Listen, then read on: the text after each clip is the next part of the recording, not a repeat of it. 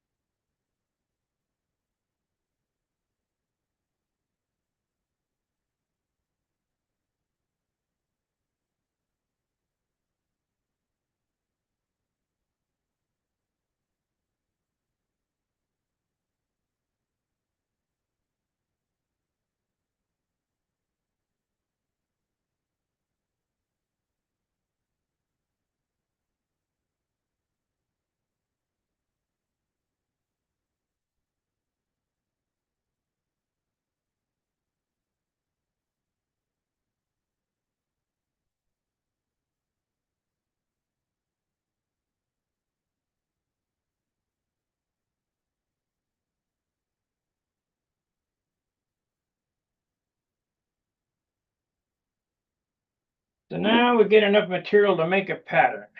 Get, I guess, two of them out of this.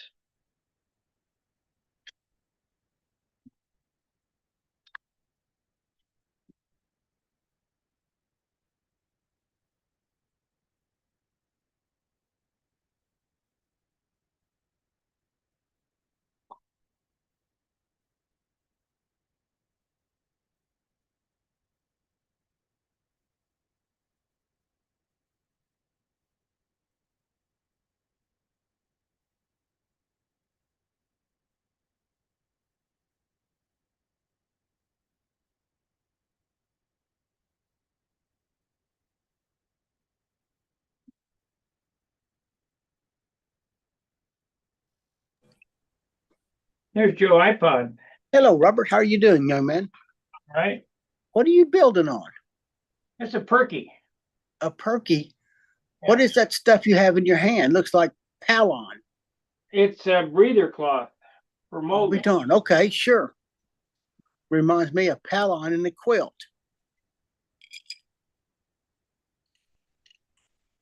I'm going to make a pattern here out of this breather cloth and transfer it to the carbon, so I'm not wasting any carbon. This is cheap. Carbon's expensive. Right, you're getting a pattern out of that for heads up ahead of time. Right. Yeah. Smash it in there. Take a little pencil and cut it out the size it needs to be, huh? Yep. Still fit them with the perky fuselage or wing now? This is a fuselage. Fuselage. That's harder, I think. This part here, I have never attempted. I made wings and I made elevator stabilizers, but I haven't made any fuselages. So this is going to be the first attempt at the fuselage. I got zero experience. I'd be calling the guy in Indy. We talk every day. Yeah, that boy knows stuff.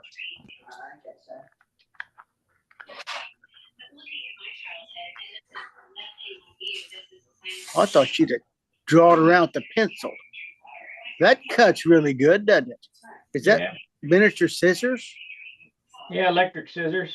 I'll be darned. Professional. I've been compounding for some today. It's hard to get them airplanes perfect. I'm not qualified. You got to keep the dust out of them, Robert, and that's hard to do. Yeah.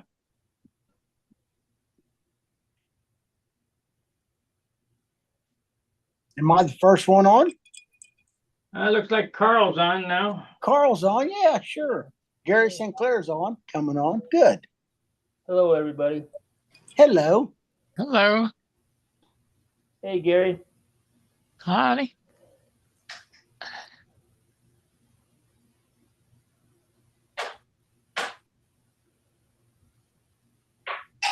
Robert Cyphron.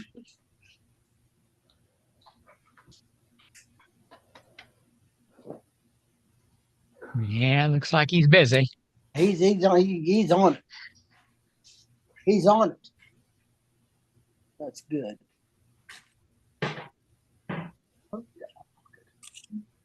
Colleen, I got a receipt. Receipt for lunch. So what'd you have? We took the grandkids to Ron's and had grilled chicken and French fries. And did your grandkids eat it? Yes, they ate it.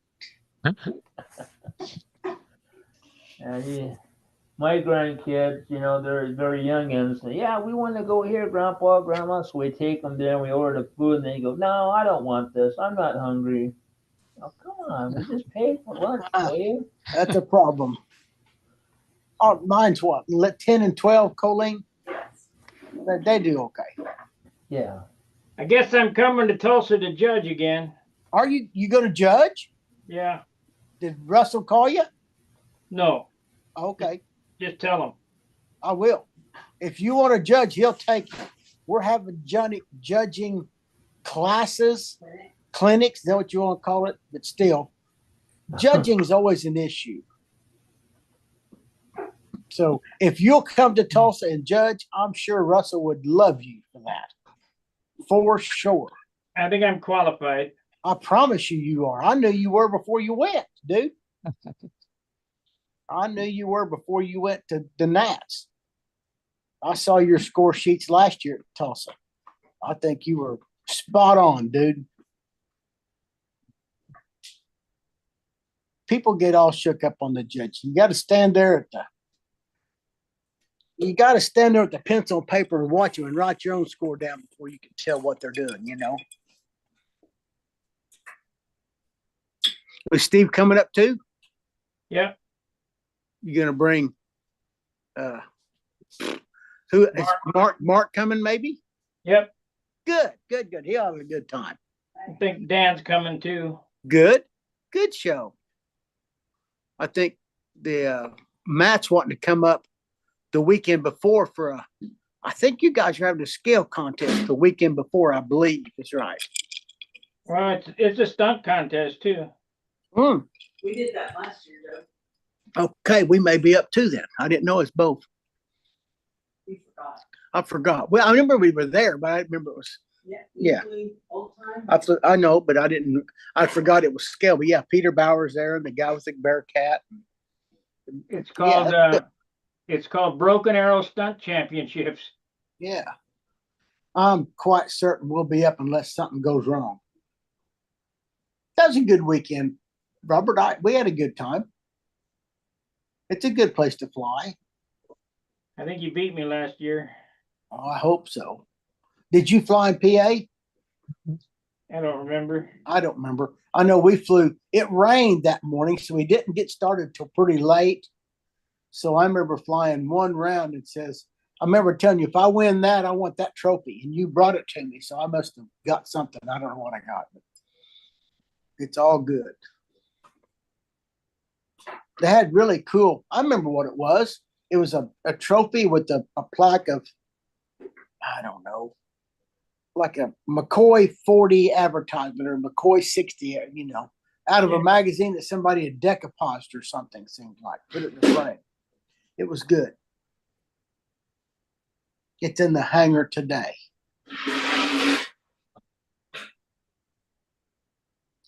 So you put your carbon fiber down first, epoxy carbon fiber, lay that on it, and then vacuum the heck out of it. That's how I'm going to do it. Yeah, that's how it works, right? I don't know. This is a first. I don't know. This is the first. He's giving it a try, and he. There's people do it. Yeah, yeah. Joe's pretty darn good at it. Well, if you done elevators and flaps and stuff, why would this be any different, Sparky? Compound curves. That's exactly right. Oh, okay. It's hard to get all that to suck in everywhere and not wrinkle. I'm sure I can make a usable fuselage, but see, the trick is to do this and not have to paint it. So That's the rub. That it looks like my tank when it's done. And not have excess, but enough. That's rest. right. Yeah.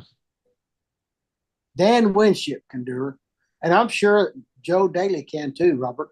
I'm sure Robert Storr can do it too. You figured out. Yeah. I know that guy. Robert ain't scared. I'll give him that. He ain't scared. Oh,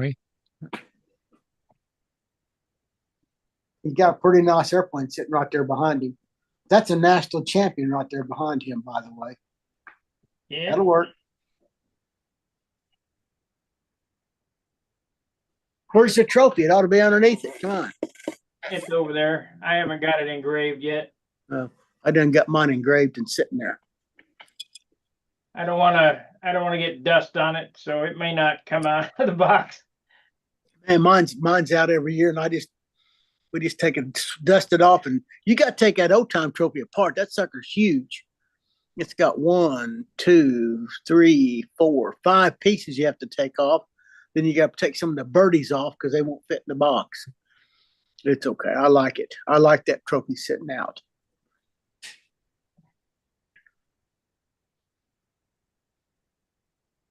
I got my 2 plaques, and this thing's neat. I mean, I didn't realize that I financed it till I opened it up and looked inside here. It says, this perpetual trophy was funded by the following people: Dennis Admission, Les Demet, Dennis Harkey, Bob Hunt, Robbie Hunt, Frank Imbriaco, Bob McDonald, Frank McMillan, Les McDonald, Jerry and Mary Phelps, Elliot Scott, yours truly, Warren T. Hart, Bob Whiteley, and Buddy Weeder. Isn't that cool? Yeah. That's pretty nice. Yep, I didn't know that I sponsored the trophy. Well, I sponsored the old time trophies. I didn't even know it. We just gave money to them, and that's where they end up putting it. That's cute. Look at that little airplane he's got there. Yeah. Screws right on the top. Yeah. What is that? I can't tell by looking. Yeah, that's cute. I like that. That's nice. The USA 1. USA 1. There you go. Sure it is. Oh, yeah. Well done. How about that? Very darn nice. And my name will go there for 25. I have to get me an airplane so I can get my name on that too. I like that trophy. That's a pretty one. I don't reckon I have a nostalgia 30 airplane. Well, the nice thing about this is that because of Windfall and that book, proving that my airplane was Nostalgia 30 legal, I built and flew an airplane I designed in 91. That's pretty awesome, isn't it? Pretty awesome.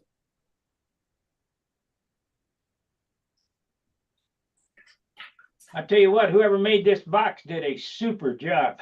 This box is unreal. Perfect. The Eagle trophy from Tucson is like that.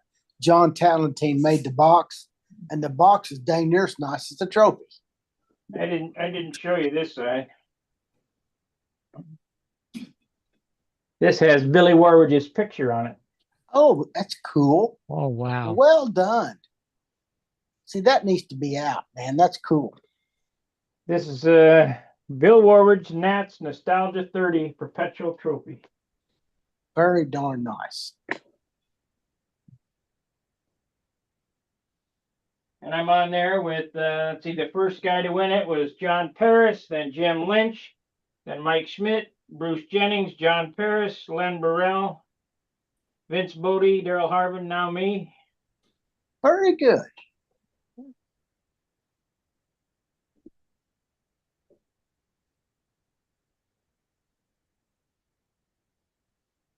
Well, the lid closes nice, doesn't it? Clunk. This box is beautiful. It is. I'm telling you, I agree. It's perfect. That's Yeah, just looks about like what one. John Callantine made it. There you go. Same guy that built my Eagle trophy. And the box is a piece of art, man. Yeah. It is a piece of art. Box you could use for your flight line stuff, right? That's really nice. The fit and finish is perfect. Yeah. I mean, Exactly. if the lid closes, if a 30,000 feeler gauge fits here, it goes all the way around 30,000. It's And every It's ready. joint is exact. That's right. John, that's his deal. That's what he did for a living. He was good at it. I've No been in wonder his why. home, and he built a circle staircase out of wood. That's just, oh my goodness, that's incredible.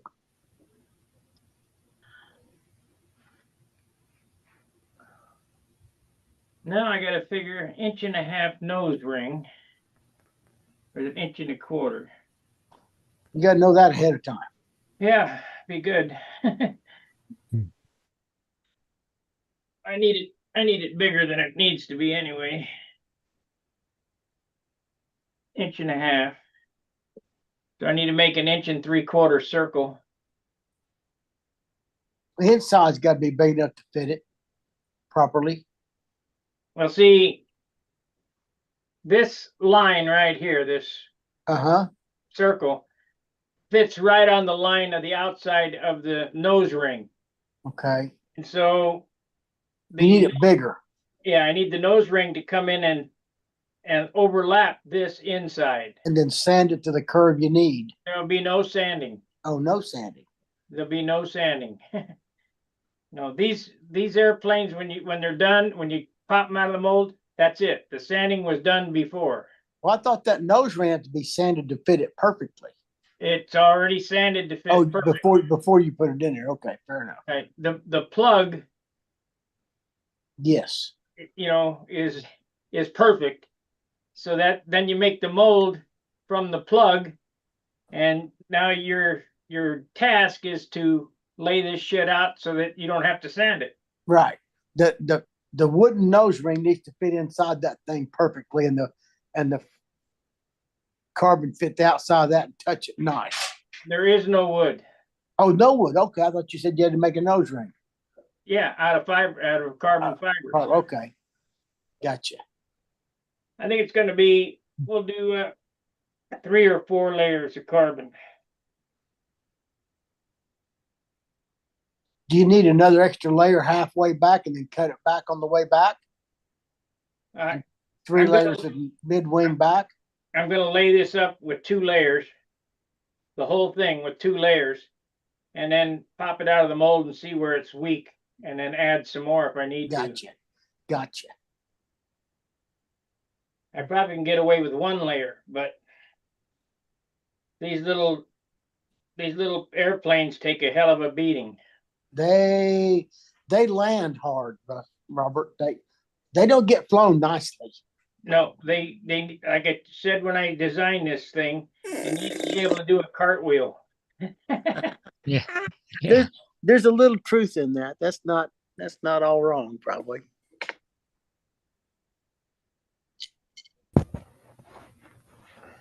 So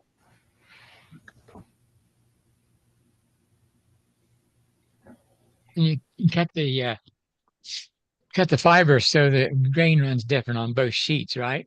oh yeah. Yeah. Yeah. Yeah. Oh, he's getting the serious stuff out now.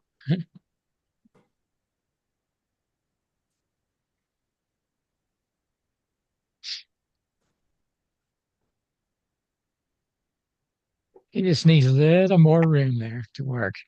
Yeah. This is true. Mm. What are you gonna do?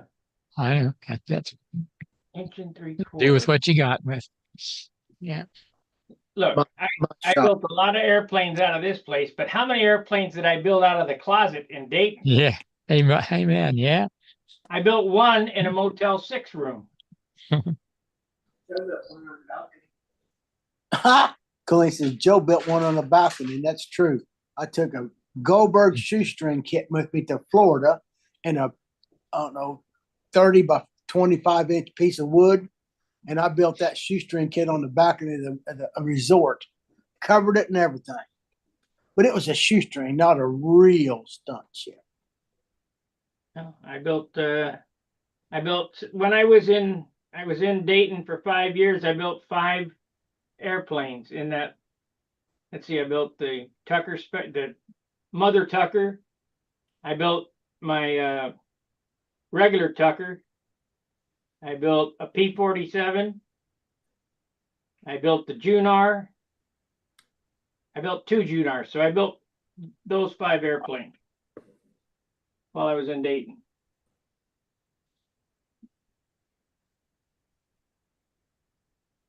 Oh, that other one too. I forgot. That's the one that I built in the Motel 6. I gave it to the guy who did the roof, my house. The hell is the name of that thing? Big red, white, and blue one. I don't know if you ever saw it. Had a PA-75 in it. But I figure I got a 50-year roof. I can at least give him the airplane. Hope he uses it. Don't know.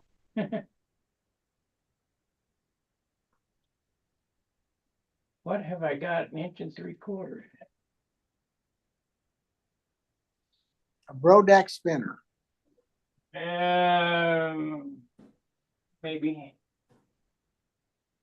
You got 1 3/4 inch spinners somewhere around there, sure. Got some junk plastic one.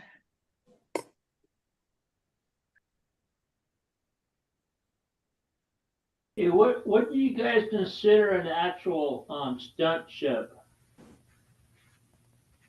Full fuselage, 46 LA or bigger.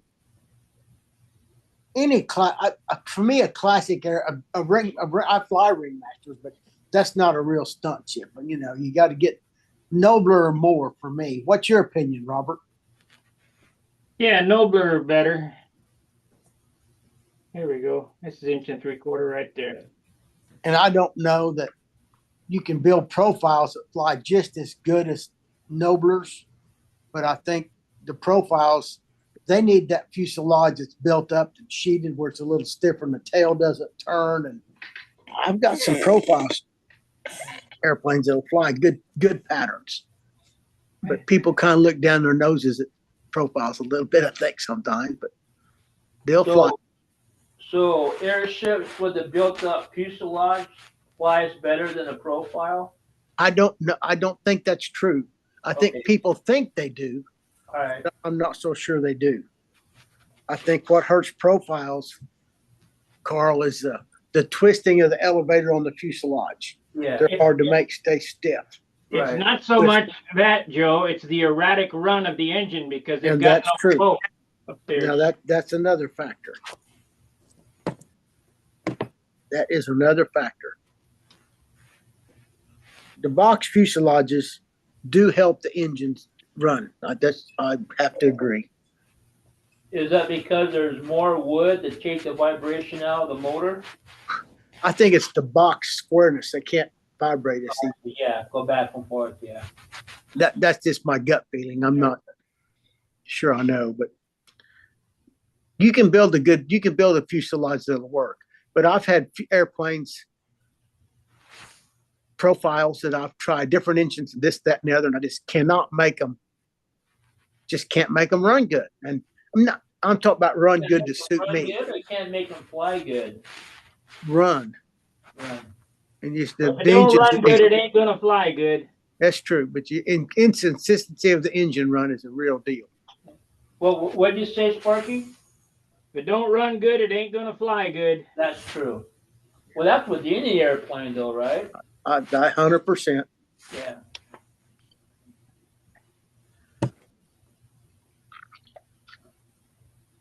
It's a total package.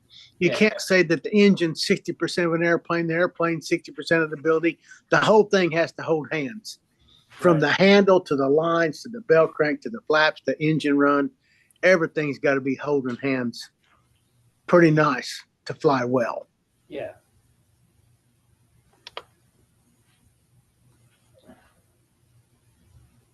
He's doing something in there.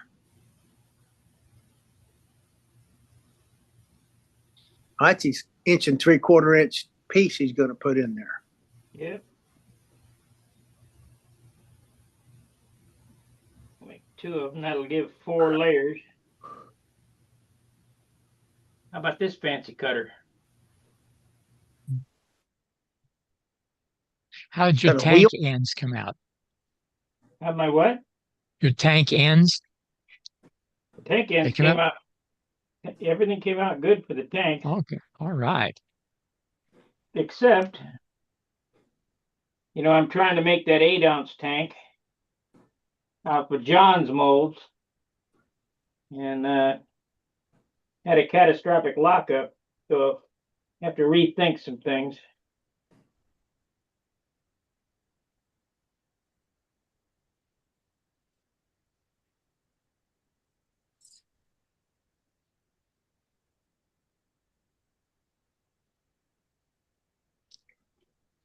Is anybody in St. Louis giving thought to going to El Dorado or Baton Rouge for the contest? No. No.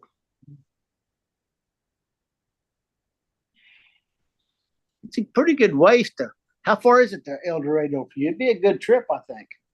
I bet that's 7 hours, maybe. Could you do it in 7? I don't know, I have to get the mileage. It's a long ways. Of course, not as I have made it to Huntersville in one trip.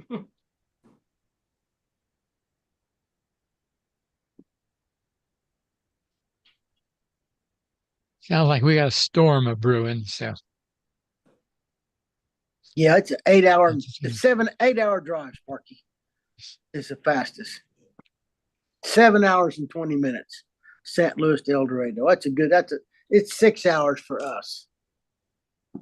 7:22. That's too That's far the same. weekend contest. We always go on Thursday. That way we can play Friday and then Saturday, Sunday's the contest and head home at 1 o'clock or something, to get headed toward home. When we come to Tulsa, That's really it's 6 hours hard. it doesn't seem like it takes that long though. That's a pretty easy drive. Come through Cuba, and all Fort Leonard Wood, Raleigh, then Springfield and Joplin, then pretty soon you're here, I know when you hit the Oklahoma border, it's it ain't far. You know, it's an hour and I bet an hour and 20 from the border, you could be sitting at the field, I think. Hour 30, I bet for sure. You go bring the trailer, it's gonna try to bring a car. No, bring in the trailer. Bring a trailer, okay. That way we have the awning and the chairs and ice box and all that stuff. Oh, that's good stuff too. We go with all that. You have to. Hey, Bob, Yo, don't worry about sending me stunt flyer video number 1. I was going to tell you, you just let it go a little further and it comes up, right? No, No? the last file is corrupted. When Dean starts, I have a program that I got on the computer, and I sucked the data off it that was on there, but the last file is corrupted. Huh. Dean Pappas degreeing the engine. Well, Dean Pappas is corrupted anyway. Yeah. So I posted it. I posted it for everyone to see, and it's doing real well. It's got 1,200 views so far. Wow. Good show. But I put on the end, I said, this ends in a strange way because the file was corrupted. Best I could do, or whatever. Something That's along. right. That's okay. The important one was Billy is there and that Rodak visit and all that stuff. Yeah. Yeah, that's good stuff. Good stuff. I Dan- enjoyed it. Yeah. A little dated, you know. But Yeah. It's all new information to people who haven't seen it. It's all relative. It's all relative. That's the right answer, Bob. It's all relative. Trimming still trimming, dude. Nothing changed on that. yeah, well, most of that was, Billy with airplanes that were ancient, and by today's standards, But I guess it's a nice history piece, I think so. Well, I'd take any one of his ancient airplanes. His Well, ancient. I got one downstairs. We call them ancient. They did a pretty good job. I got the white Junar downstairs.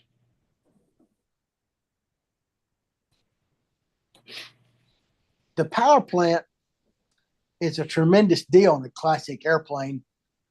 You can get more out of it than you can with the Fox 35. It's just a fact of life, man. When that Aero Tiger came along, those things came alive. That's right. Well, even in the old days, when we first, my first Caprice was first engine and it was a Fox 35, no muffler, 3.5 ounce tank, because in those days we didn't have to do 2 laps between maneuvers. We didn't need all that fuel. It had wooden props, no mufflers, less fuel. That's why 34-ounce airplanes. we had to make the noses longer because of that. They were lighter. And then came along the OS Max 35S, and especially with the Tiger rod in it, that changed the game. They were much more powerful.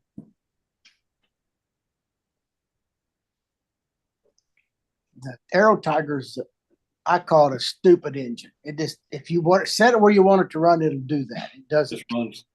It just runs. Awful good. Do you find you have to put some back pressure on it though to make it run exactly like? No, I haven't got anything in mind, but it probably wouldn't hurt it to do a little bit. Mine never has like nitro. I usually fly it on 7.5% max, and I run 2.5, 3% caster and the rest synthetic. But I think your back pressure probably would help it. If you get mine over nitro, it wants to charge on me sometimes. Yep. Back pressure would help that, I think. Yep. And you go a little more nitro too. So I think I probably failed that a little bit. Yeah, those little pressure plugs. We filled up. We filled up more than half of the holes with pressure plugs. And that's something. I still have some of those chip mufflers someplace if you need one. I've got them. Yes. Thank you though.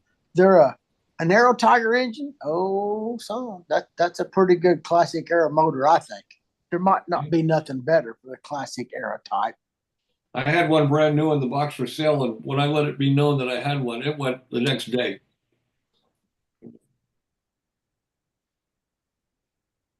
I think I have 2 Aero Tigers, and I got a Byron Barker one that he modified. Then I got a Randy one that's not the same piston sleeve. He just did the magic to that engine, but it's maybe 4 grams heavier or something because the sleeve's not aluminum. Yeah. But I haven't run it, but I'm sure it'll run the same. You know what I got? If anybody is interested, I have a brand new in the box Weber 32. Didn't you make a good living with that in the Tucker Special at one time? Tucker Special, and also in my Lark.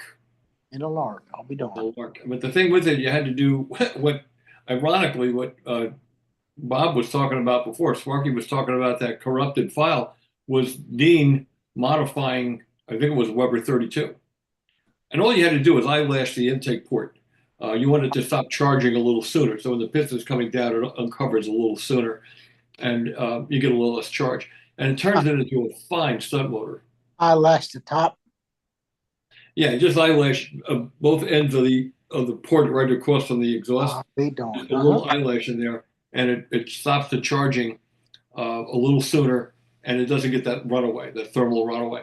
And those things have a tremendous amount of power. They're great motors. Another good 32 that I like is the OS 32F. Yeah, it's a great motor, and again, it has to be eyelashed a little bit in order to make it run exactly like a 2.4 brake thing. But Billy used that in his Aries at VSC. Good motor. The only thing wrong with the OSs, in my opinion, and I ran OSs, as you well know, the FSRs and stuff for a long time, was the fact that they say they're ABC, but they're not. They're ABN. The old ones. They were nickel wash plated. They weren't electroplated chrome. And after a few heat cycles, that plating would start to come off the liner, and you lose power. I'll be darned. And the FSRs had a problem with that. And then Vic Garner came up with a Dykes ring, a new liner and a Dykes ring, a very high wall Dykes ring, which took forever to break in because you have half the friction on that because it only gets friction going down, not up. Exhaust gases gets in between the piston and the ring and pushes the ring out against the liner going down, and it gives you the compression. And coming up, the tall ring liner comes back, and it doesn't have any friction going up. It only has friction going down. And they last forever. But they take forever to break in too, and they just get more and more and more and more powerful as they break in. I had a couple of those, the Vic Garner ones. They were great.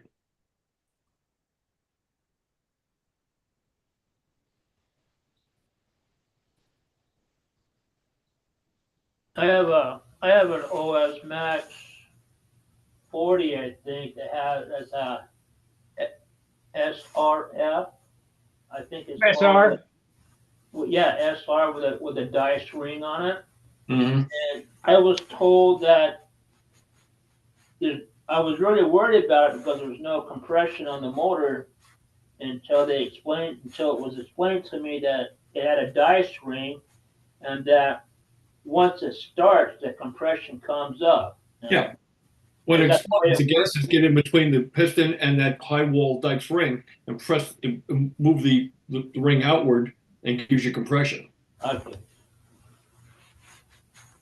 But when it gets to the bottom and come back up, it comes back in again and lowers. Right. Yeah. So it likes the bang to make it fit tight. Yep. Yeah.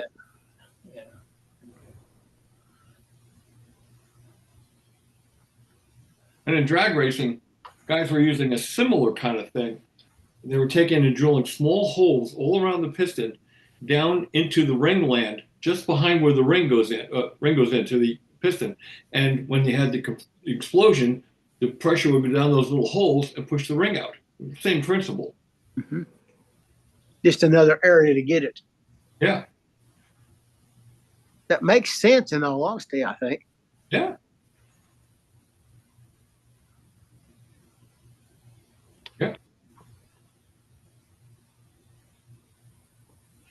Yeah, I think we can all agree, though, that the Aero Tiger changed the classic event almost overnight. It's a really good motor. I mean, Randy got a good deal on it. Mine, if you want to run 8800 or 89 or 92, wherever you put it, it just stays there. I mean, yep, good motors. And that prop that Jerry Phelps and Bob McDonald developed, that 10.5 4, 10.5 4 1/4, I think it was. That was a magic prop too. There's a 2-blade.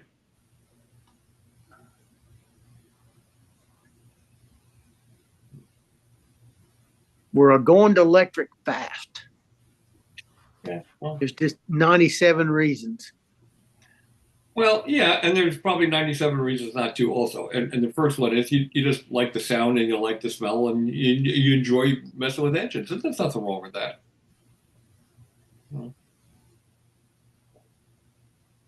But Robbie said it best for us. He said the day we got into electric and found out what it was all about, he says, I hope they outlaw electric for everybody except you and me, Dad. Oh, shoot. Yeah, it came Denny. off. Hey, Denny. Hi, Dan. Can't hear you, Denny. Can't hear you. How about now? Yeah, now I got you. There. Anyhow. So I saw a little bit of preview there, Bob. You were explaining about the new kind of outright with the expanding commutators. When every time it fires up, it blows out a little bit. And Yeah, right. Exactly. Yeah. That's it. I got a $800 box in today. Did you? It showed up, huh? I got 4 Spin 44 ESCs from Igor and 2 timers. $800. Oh, geez. Well, let me show you some. I got $100 worth of vinyl this week and put it. Is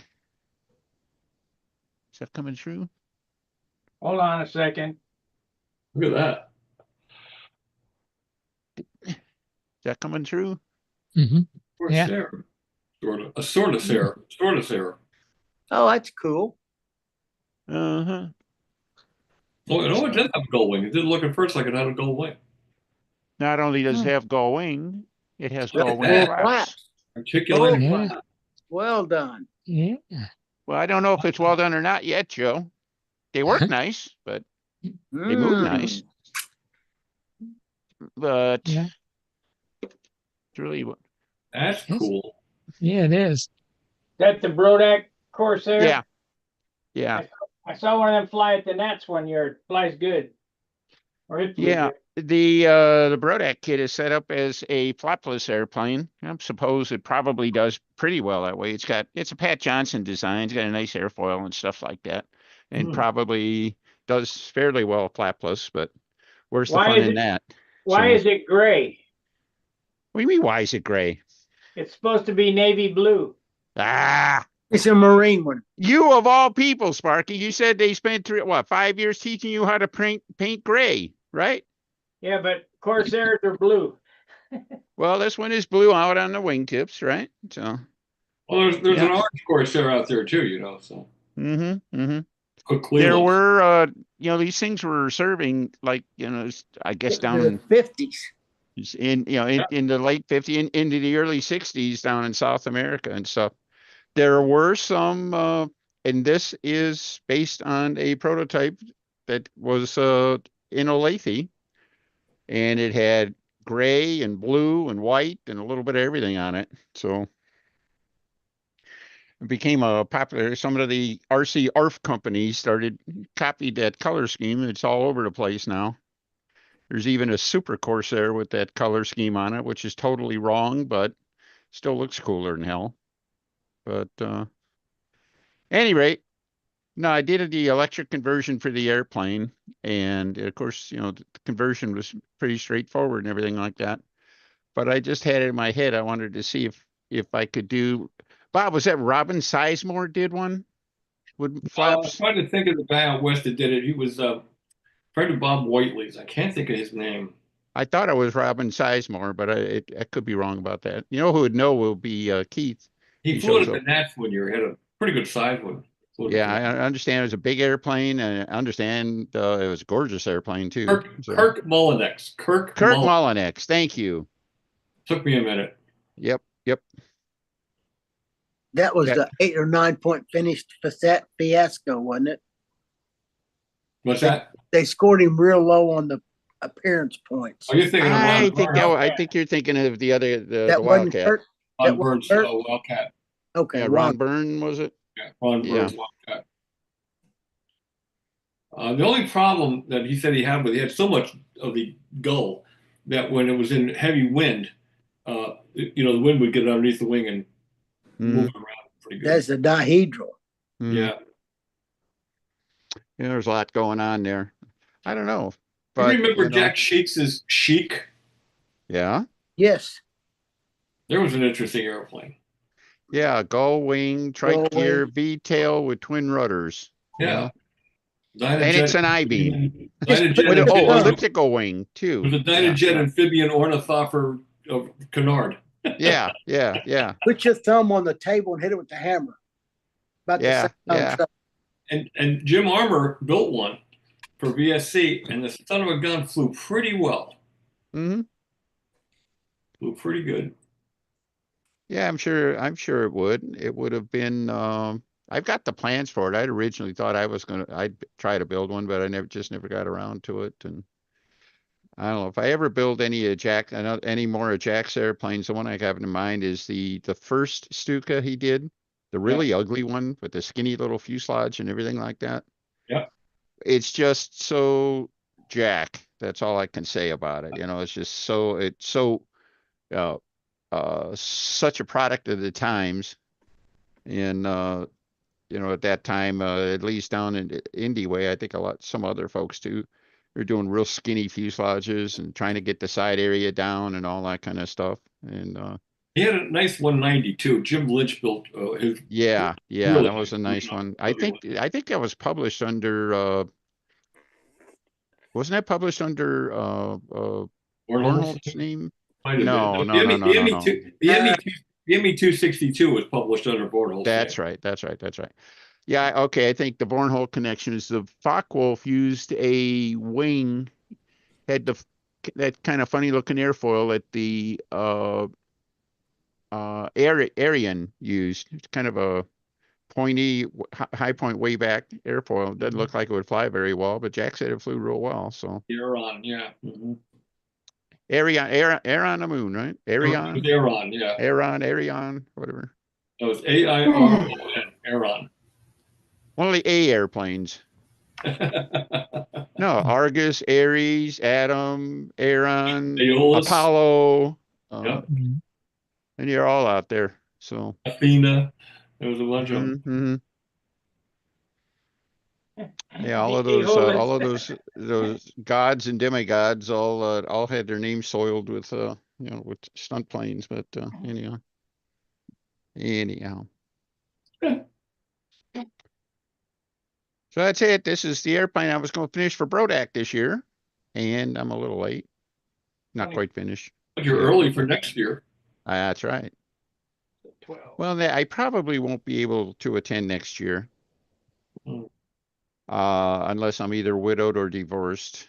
So no, next year's our 50th anniversary, and it runs during Brodak week, as it always does, and that just doesn't sound like a high percentage move to me. So No. Bring her along. It's a work. Just a day. I'd have better chance. No, there's no chance. Let's just let it go with that. So Just a day. I understand, Dennis. I understand your pain, brother. yeah. So, at any rate, Have you entertained going back out to VSC? am I what? Have you thought about going back out to VSC? I'm thinking about it. Sure. The evenings are the fun part of Tucson. The round tables are the best part of Tucson. Yeah. Absolutely. I'd like to make it out to another one. Yeah, my Oklahoma buddy always brings some communal. Well, what he just shares the bottle, shall we say? So, and he brings good stuff, So, no, Joe's absolutely right. That's the best part of the show. So it's just like, well, hell, just the way like it is at Brodak. So 100%. It's the people, y'all. The airplanes are the reason to get together. yeah. Yep. No, I've always liked the desert anyway. So going out there, I enjoy that part. So We used to yeah, go out I'm thinking about it. So McDonald and Wearwich, and I used to go out over Gates Pass into Old Tucson, into Saguaro National Park at like midnight, and go way out in there, and it was like everything was pitch black, and you could see more stars than. I bet that's right. Man, it's yeah, dark. I have no doubt. Woo! No. One year, I rented a motorcycle and rode down to Kitt Peak, which is quite a bit south. I don't think it's all the way down like near Tombstone, but it's pretty far south. And Kitt Peak is where the National Observatory is. And it's really out there where there's no ambient light. And went up there, and the really cool part about going there is that the astrophysicists take turns giving the tours.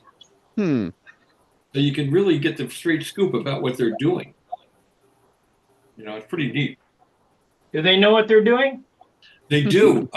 When I was there, I asked the guy what they were working on. He said they were working on gamma ray as possible energy source. And I said, well, what's a gamma ray? He said, well, that's what happens. When a star explodes, it gives off gamma rays. And I said, well, you know, how many stars explode? He said, well, maybe one per solar system per million years or whatever it was, you know, million. I said, well, how can that be any source of energy? He says, oh, well, there are millions of them exploding every day. It's like, huh? That's how many solar systems, or how many, you know, how big the universe is.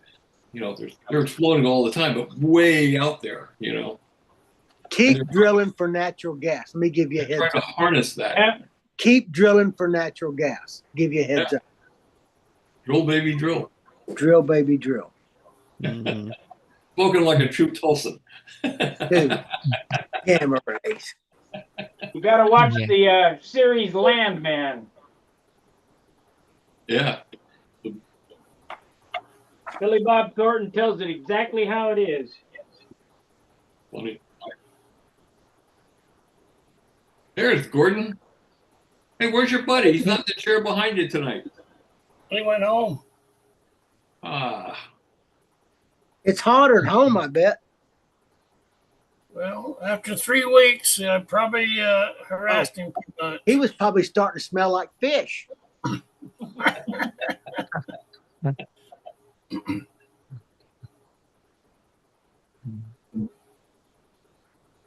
Bet you miss him. Yeah, he put his first flight up in a long time with his new Pathfinder. Good. He didn't look very stable out there. Ah, I tell you, in his heyday, he was one heck of a flyer. guarantee you. Oh, Yep. I still like the looks of a Tucker Special, Bob. The Tucker Special is just a good looking airplane. it is a good looking. It's a good flying airplane too. It's like that It nice wing. It is. The only problem with the Tucker Special, if you build it up according to the plans to be absolutely accurate, the landing gear is too tall and it sits at too much of an angle of attack. And landing in wind is a real bear. A little bit low CG or high CG probably too. Well, it's just so much angle of attack if you try to 3-point it in wind. You're not going, yeah, forget that. Yeah, it's difficult. I just looked at this book. It says Topper by John DeTavio. I can see the John DeTavio tail, but I don't think I've ever seen a Topper. Yeah, that was designed for Eddie Elastic when he was on the Air State Championship. Which sure got Falcon lines, but it's a little bit different. It's a It's a little really good. I think that'd be a really good classic. You know, it's a classic era airplane. As profiles go, it's a little smallish, but I mean, it's top drawer. Everything about it. It would be a heck of a flyer. It's a little JD Falcon. It is. That was the other name I've heard it published under, Junior Falcon. Yeah. Heard it called that too, or Falcon Junior maybe. I don't know. But You know, you don't see Charles Mackey designed a hummingbird. I've never seen a hummingbird fly. Jim Lee had one at VSC 2 or 3. Did he? I think. Yeah. yeah. I've Cute never little seen airplane. one. I'm with you, Joe. I've never seen one in the flesh either. And Looking little airplane. That was designed for Davis.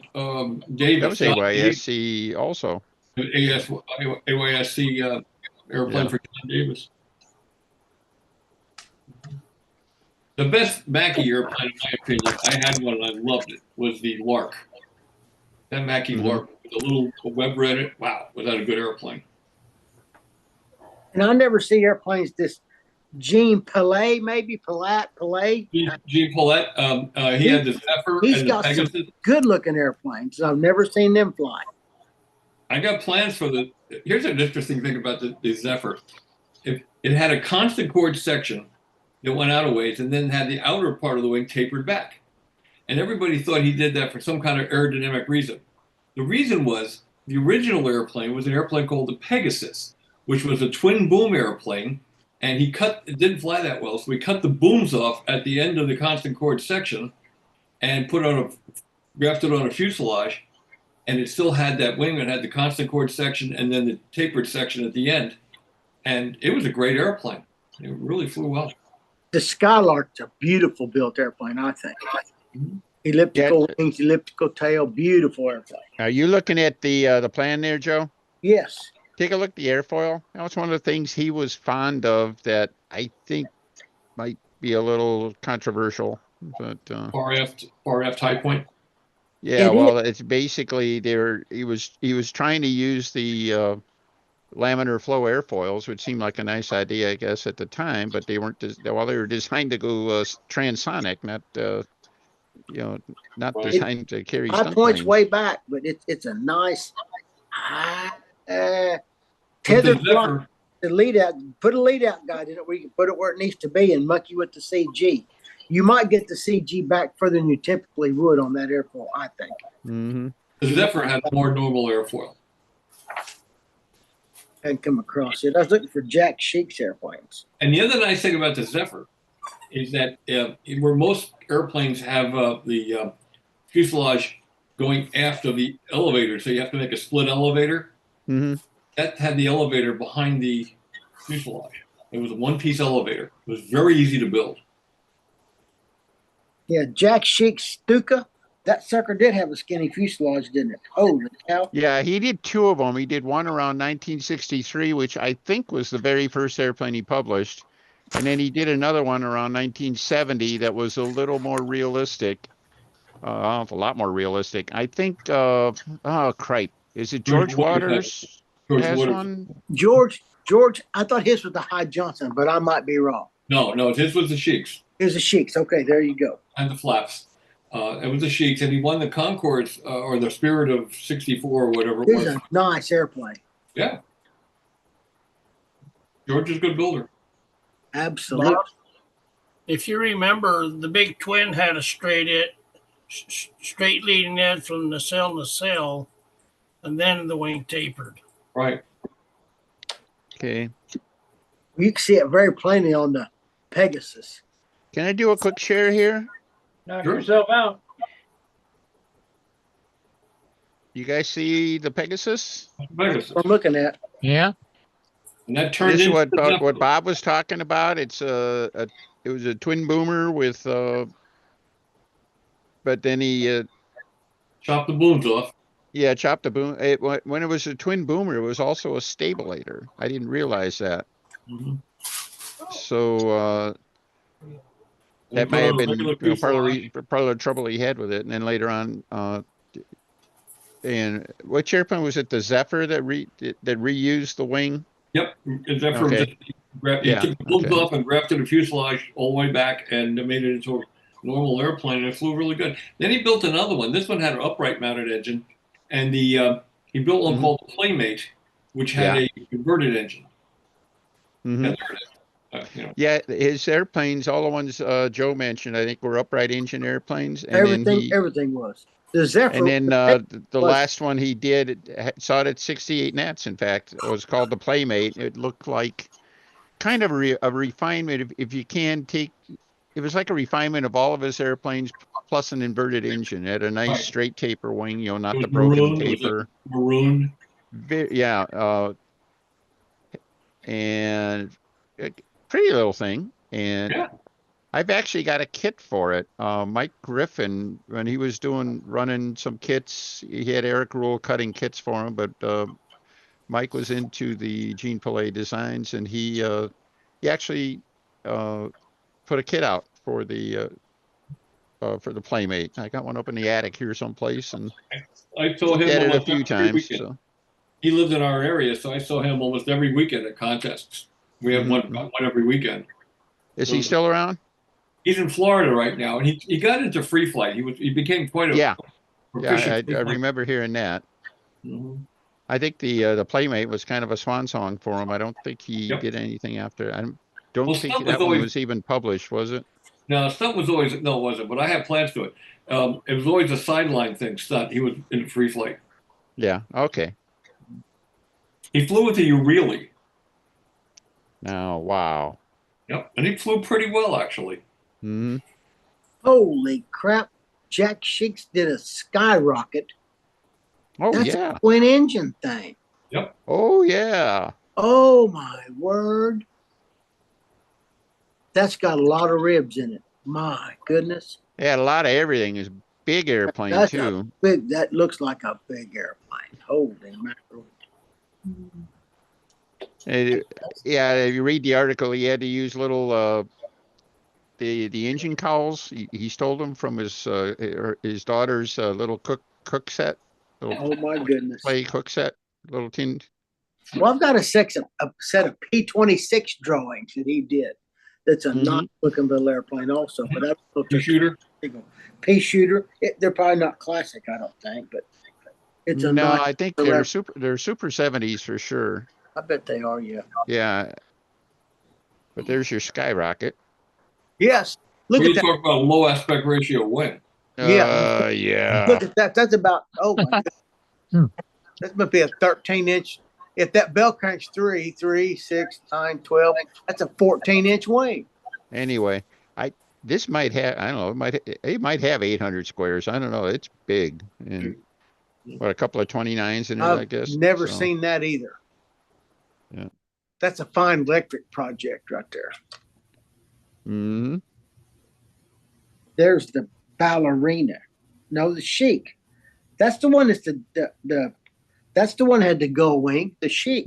Vertigo wing, V-tail, twin rudders, tricycle landing gear. I think And there's a partridge in a pear tree. an So, Albuquerque built that. Marchand, what was his name? Marchand. Oh, I'm going back too far. Marchand. He built one in Albuquerque.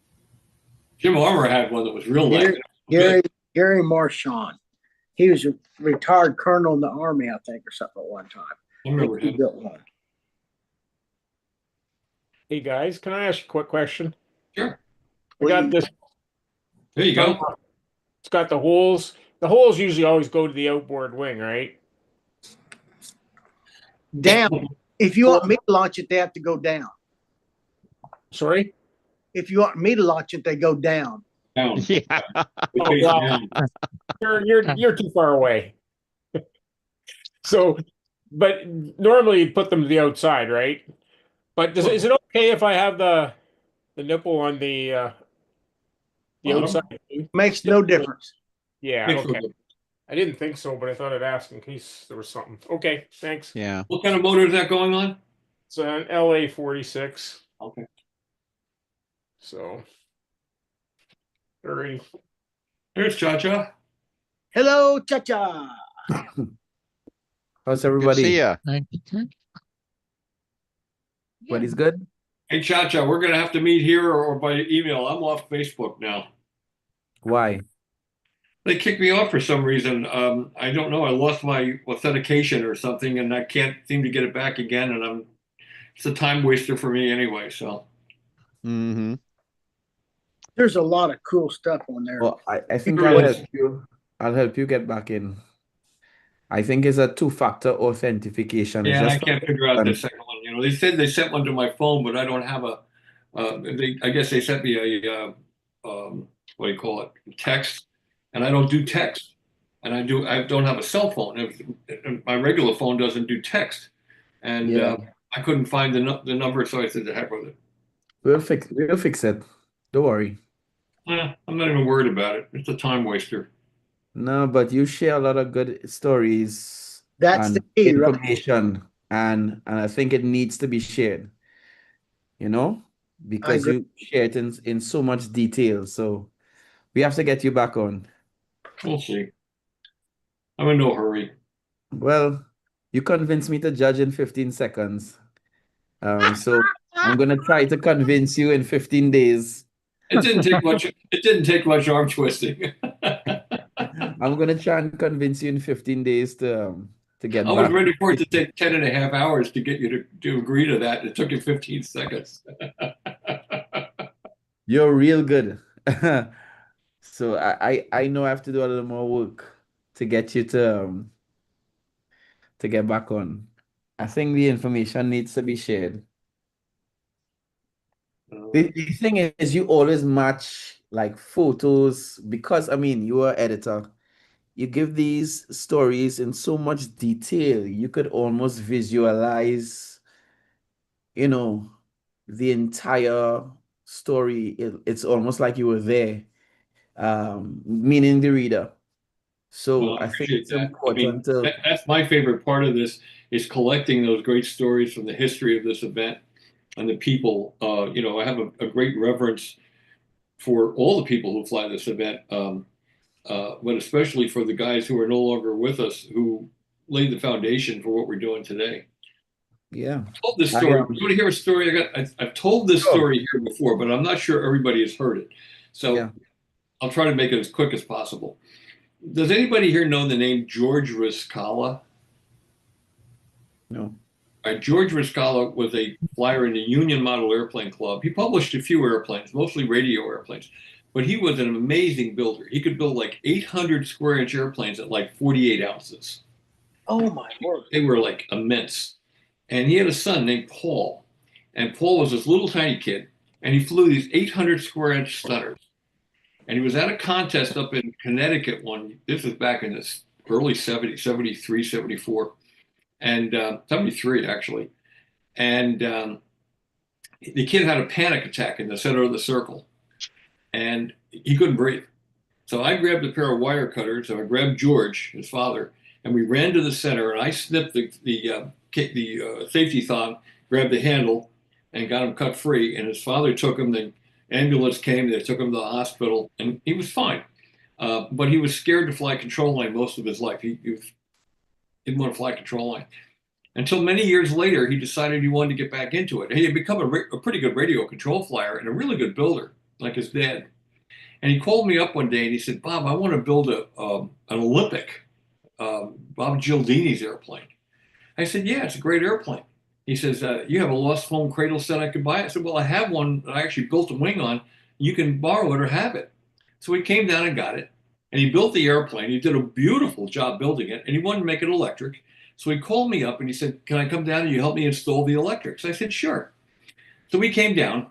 And like anybody building their first stunt ship in a long time, he didn't have the nose faired into the spinner. It looked like a spinner on the end of a baseball bat, you know? And I said to him, I said, "Paul, let's blend that thing in." And he says, "Bob, there's not enough wood there." I said, "Paul, there's a forest there. Let's sleek it down and make it really pretty." So we started doing that, and we got it really pretty, and we're working on it. And he starts talking about Bob Gildini. He says, I always wanted to meet him before he died." He says, I really regret not being able to meet him." And he went on and on and on about how much he thought of Bob. And I said, "Yeah, he's a great guy, great guy." So I said, "Here, you see what I'm doing?" He said, "Yeah." I said, "Well, keep doing that. Keep smoothing that top block into that spinner." And I went over to the phone and I called Bob. Bob wasn't dead. And I called him up and I put it on speakerphone. I said, "Paul, I want you to meet somebody. Here's Bob Gildini." And he was in shock. He thought he had died years before. Going to say that sounds like the onset of another panic attack if doing something like that. My God, that's kind of mean. It was sweet, but it was mean. So Yes, it was mean. The airplane flew good. It was a good flying airplane. I started to watch the video you did with Bill Woolwich about the GeoXL. Sparky posted it. And he was talking about the evolution of the USA 1 to the design. and there was a part where he flew at a control line circle near the airport, so it had me looking. So I went on Google Earth and to try to see if I find this flying site. I realized it's no longer there. No, it's at the FedEx building now. Yeah. Yeah, I realized that. That was a nice place to fly. They had like 8 circles, 8 paved circles. Yeah. I saw a What, the site old very Cleveland nearby Park? now, Yeah. but they have grass circles. That was a nice place to fly. There's a site on the other side of the airport, and I think a fly north something control liners fly there. The Yeah. who? In Cleveland? Cleveland. Somewhere Yeah, in there is a Cleveland. club. I think the sure word not. north They is in fly the at name. I can't remember the rest of it, but yeah, they fly they at the have a Berea Fairgrounds. yeah, they fly. They have a pretty good solid club there right now. Yeah, there's a flying site very near the airport that has some grass circles.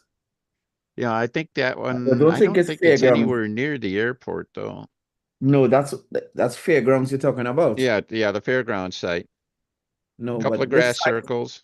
Yeah. I found a site that is very near the airport Hmm. that actually has grass circles. What's the name of that club?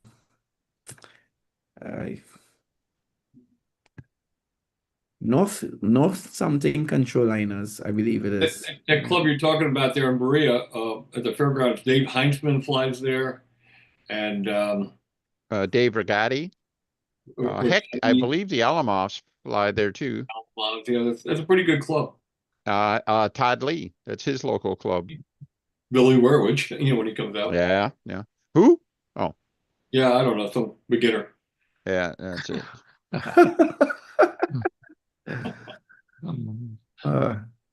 Yes, the name is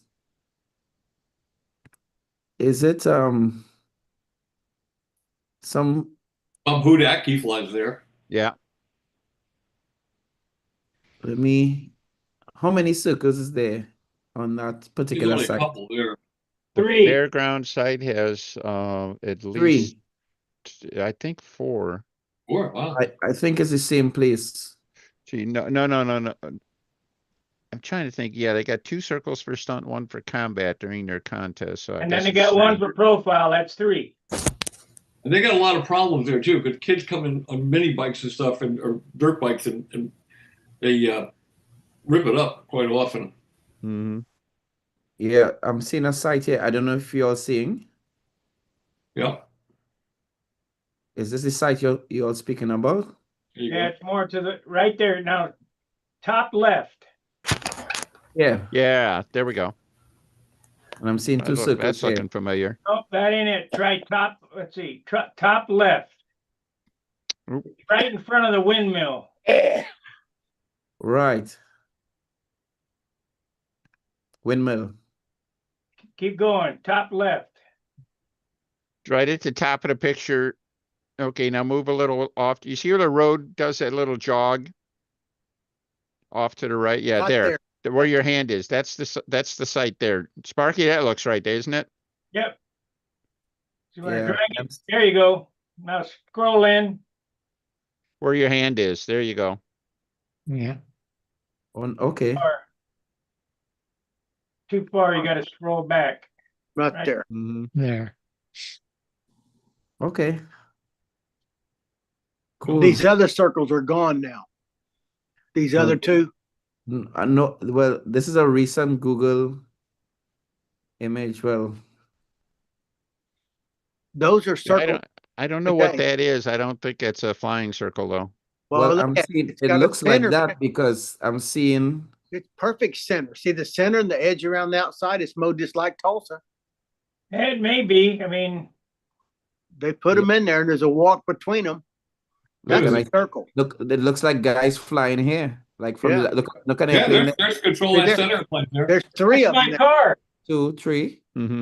That's my car right there. Scroll in on that. That's my Saturn, silver. No, not that one. That's Down. it. Hey, Yeah. you left your lights on. Oh, Right there, silver Saturn, right in the middle. No, you're going too far. He's trying.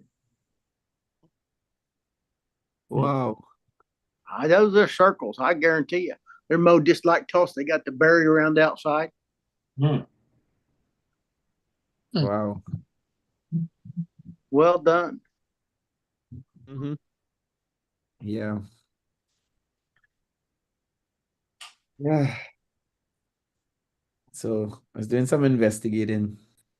I've never flown at those circles. I've flown at the when they're still over by the Cleveland airport. I used to fly there all the time. Used to go out to Billy's house and stay for a few days, and we go out there and practice all day long.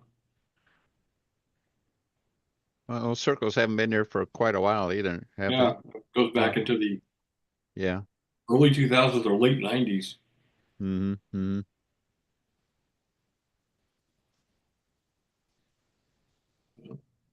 They're surrounded by a fence, and Jimmy Casal flew right into the fence. That was the only problem with those circles, is that they were they had a lot of room, and then they put the circles in, and then like 2 feet outside the circle there was a fence. Yep. It was like no wander at all. That's it. And if you didn't wander, it wasn't a problem. But if you did, you were screwed. It was just, the Yep. fence won every time. So, Wow. Don't fly when it's calm there. mm-hmm. So Billy used to know what the time of day, which circle to fly on by the time of day it was and the weather and everything. He would move around to different circles, mm-hmm. Yeah, it was a good sight. That Even video with its Marky quirks, put it was up, a good that sight. So Sunflyer Video Magazine #1 with the interview with Billy. We did some flying. That was at that field. Yeah, that's what had me looking for it. Yeah. Now it's a Federal Express or one of those things, FedEx. It's a FedEx hub now.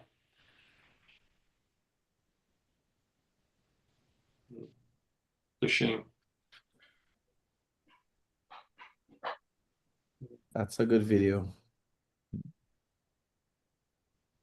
I wish I'd done an outtake reel and put that out. That would have been a bigger seller, because some of the things he called me for resting that camera on his shoulder while he was flying and hitting him in the side of the head with the camera. And, oh my gosh, it was funny. The air was blue. He was cursing at me and yelling at me. We were laughing. We got enough footage though to make it halfway decent,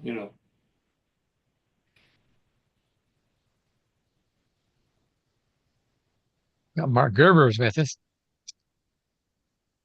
mm-hmm. Hey, Mark. Hey, my guardian angel Dennis is here. Geez. You Cha-cha.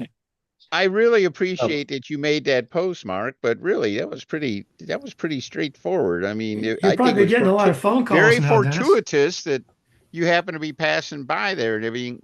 But your good luck was my good luck too, because of course I had the parts laying around and stuff, and fact that you remembered that, gave me a call and stuff, it just worked out. Of course it was no issue. People have been asking me for your phone grabbing number. the landing gear off the stash, and if you remember, we went through 3 or 4 of them to find one that was closest to what you needed, and Yep. I don't think it was too far off of correct, but No, it was yeah, pretty much right on. Plane didn't fly any differently at all. But I could So tell. can I share your any money you made with that landing gear? So That's good. well, hey, it's just like our buddy Bob says, in it for the for the money and the women, right? So We're trying to please our peers. No, impress our peers. We fly for blagger nights. now CLPA is Control Line Performance Art. So I agree with that. absolutely. It's an art form. It is. It really is. It is. To build the dang airplane's a lot of trouble. Guys, I got to do this just for my my fellow Navy airplane buddy, Mark. There you go, Mark. 1952 paint job. I'm going to call it. Maybe a 50. Made some good progress with that, Dennis, since I was there. Yeah, yeah. Well, it's just about ready, actually. I got landing gears just kind of stashed in it right now. I got to finish that and finish installing the landing gear, and then I can start installing all the paying parts. So, the heck. What motor are you putting in it? Whatever I need to balance it. Probably a 28-26. Super Tiger 46. I'm sorry, you're not coming through too good on that. Super Tiger. Sorry, I don't do grease. I don't do greasers. I don't do grease. Well, I'll tell you what, if I do appease some people, I've learned that I take some of my outrunners just to help make them run better. Just like the old days, I like polish them up on the inside like you're supposed to. And then I put little pieces of wood in between the magnets so they don't burp, like a Fox 35. So. He needs to get a card and put a card stock on the outside where it goes. No. I do that the old fashioned way. That's why I can't wear a visor. So I probably gave away lots of baseball cards that were worth money today, putting them on my bicycle. Mm-hmm. and balloons. Remember balloons? Yes. Yeah. That was it. Balloons, baseball cards, the whole thing. You remember you used to put one on and put one on either side, then put two in the front, two in the back, and everything. Oh my goodness. Making this roar. Yeah, that's it. Yeah. That's about Put 2 on my minutes old to my blow old up. Schwinn coaster bike and everything like that. I didn't even have to use the brakes. I just stopped pedaling. That thing would stop instantly. Use two befores. Yeah. Oh well. Oh my goodness. Well, Oh, the to be young again. bad thing about that, some of those baseball cards we used to do that with are probably worth a couple $1,000 a piece. I've chewed a lot of gubble gum. Yeah. Remember the wax Coke? Remember the wax Coke bottles? Yes. Yeah. Drink it and then chew the crap out of it. Yeah, I remember I got friends of mine used to do that. I got one. I said, "What the hell is this? What am I doing with this? What was the point of that? Pixie sticks. I didn't do any more. I Remember think I only the pixie I think I only did that once. But well, you're supposed to swallow this thing or what? Anyhow. The old days. Oh. If I didn't need to go to school, I needed bicycles and airplanes is all I needed. Yeah. Well, like the song says, good old days weren't always so good, and tomorrow's not as bad as it seems. So just keep cruising along here, folks. So. That's right. Enjoy what you got. That's right. So. But it was fun back then. We never thought about competition. We never thought about winning anything or even flying inverted. It was just button fly. Well, that's why I'm getting a kick out of when you mentioned Facebook. Will Davis has been posting a lot of stuff with his kids and grandkids and stuff. And he's got one there going here recently. He's got the two kids, double flying, right? And one's training the other, trying to teach him how to fly inverted. And he's doing loops and he's doing lazy eights. And he gets inverted and he does an outside loop and he goes to do the second outside loop and it does the fatal indecision, about right there. He goes, oh, upright, and it's like absolutely classic, The rite of passage. Absolutely. The big brother's got the little brother and he can't overpower him. Yeah, I don't think John can join us now. I've been talking to John Skukalik, right? And he's got one of his sons lives and works down in South America, and they came up to visit, and got a 13-year-old daughter, and so John's granddaughter, and he had her out and teaching her how to fly.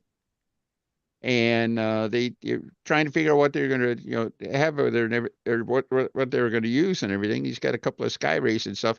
He ended up taking all his gas airplanes. All right, he's been converting over to electric, and he's going in all in.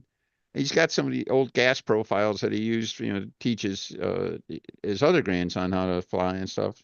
But I guess she crashed 3 of them today. So Oh. I guess at least 2 of them sound like they're rebuildable. But anyhow, I suggested it told him, put her to work, let her fix it, let her get her hands dirty a little bit, maybe see if she picks up a habit. As Dave Cook used to say, that you have to make the kids build their own airplanes and fix their own airplanes. Yeah.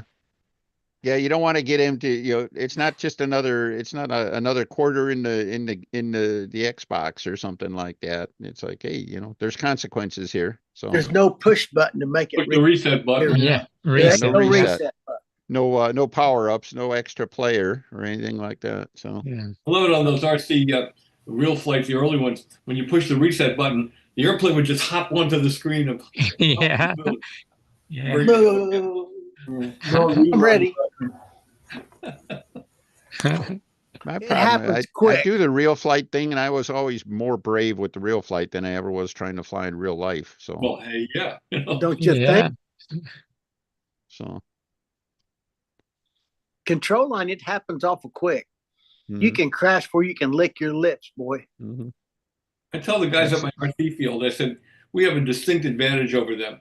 I said, when they crash, they got to walk way out into the cornfield to get the Yeah. crash. When we crash, we just kind of take the lines and drag it to us, Yeah, well, that's it. They and they got to walk way out, but because of where they're at, everybody can see who's walking out there for every step that they take. Or one guy actually, he came out, he walked out with me and everything like that. We're picking up pieces, and he walks over and he says, "Don't forget to replace your divot." So We got a cornfield surrounding our field, a whole big cornfield, and people have been lost in there for hours. yeah, I'll bet. So they started to get those little things that you can, I don't know what they are. But I see. Just say his name and he appears. There's John. John, do you hear me talking at you? Your ears burning or something? That's why I jumped in ever so briefly. I told you wrong earlier. We actually crashed 4 planes today, and which meant it was a great success, because I told her before we started, our goal is to crash as many airplanes as we can, because every time you crash one, you learn something and you improve. So we hammered 4 of them today, not 3. Yeah. Well, didn't you say something also about trying to create more room in the hangar or something like that? So yep, and that's the other benefit. I need room in the workshop, in the storage room. Absolutely. So the hard part though is I can't resist repairing a crashed airplane. That's one that just draws me in. Yeah. But I know what you mean. Flaw in this thinking. There's a little flaw in this thinking. All right, Bob, fix it up. Well, no, this is a flaw in your thinking, Yeah. But anyhow, did she have fun? She did. On the last crash, she got this trainer up above her head and panicked and just let go of the handle. and I should have had a thong on it. I know, but I didn't. And so I didn't know where it was going to come down. I was laying on the ground next to her in the middle of the circle, but unfortunately it flew away from us and whipped the handle out past the airplane. That was exciting. What, the reason you were on the ground is because you were laughing so hard you couldn't stand up, or? No, I was on just to help if she needed it. Yeah. She had actually soloed by then? Yeah, I had taken the plane off. It's a little tricky to get it off the ground, but then I gave it to her and she flew about 10 laps and and was doing great, but then she got it a little bit high and it got over her head and the line tension probably got soft, and she said she freaked out and she let go of the handle. And that's my fault. I should have told her, you don't let go of the handle. Yeah. And more importantly, I should have had a thong on her. Yeah. Well, then It was again, fun. maybe if you'd had the thong, or maybe she'd have got thrown out outside the airplane too. I don't know. When it hit the lines, I don't know. So Yeah, maybe. Were you able to recover the aircraft? Yeah. It came down just outside of the circle. Yeah. And that's the one that she agreed. We're gonna sit down. It's not a big job. We're gonna sit down and repair it together. There you go. that's really cool, I think. Yeah. What the heck? Put it in an airplane box, send it home with her. So Yeah. Was it only she cost upset? probably only cost about $500 to get the $50 airplane down there. So whatever. Well, the good news is that they're here for another week and a half. Both her parents are professors at a university down there, and they have some freedom in the summer, and so they're visiting for 2 weeks. We got a week and a half to go. Good show. That's fantastic. Was she upset when she crashed the planes? Well, she was, and she said, "I got to go to the bathroom." And well, I knew what that meant. Yeah.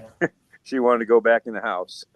Yeah. Mhm. So I'm trying to treat that delicately so it doesn't scare her from flying again. I'd say the other thing too up here right now, and I believe by John too, it's been really, really hot. You know, like what did you hit 90 today? So, Yeah, smoking hot. Yep. So I mean, yeah. Of course, if she's from South America, I don't know, Well, where is she? Interesting. This is an interesting thing. They live in Ecuador. Okay. In Quito, which is pretty much on the equator. You would think super hot, but it's not. Their elevation is impacted by the Andes mountain range, and so it's mid to upper 60s year round. And they're on the equator. Wow. Let's go the opposite direction there. The equator is the most tame place to live on the planet. Mm-hmm. Is that right? Mm-hmm. Well, they must be at a pretty substantial elevation to be that cool though too, aren't they? Oh yeah, I mean the Andes are massive, and where they live, there in Quito, it's right next to the Andes mountain range, and there's elevation. Yeah. What happens when you're exactly on the equator? I mean, right on the equator, and you flush the toilet. Which way does the water go for the Coriolis? Which way is the swirl? Yeah. Way's the exit for the water. It just swirls right straight down. It goes Yeah. straight down. Yeah. Yeah. Yeah. I don't think there's which way does hurricanes, it spin? no tornadoes. The weather's on the equator's tempered by you're at the edge of the Coriolis in both ways. Mm. The hottest air, 50,000 feet, is over the ice packs, and the coldest air is over the equator, up high. So anyhow, of course, like in Denver, you got to build light airplanes. Yes, sir.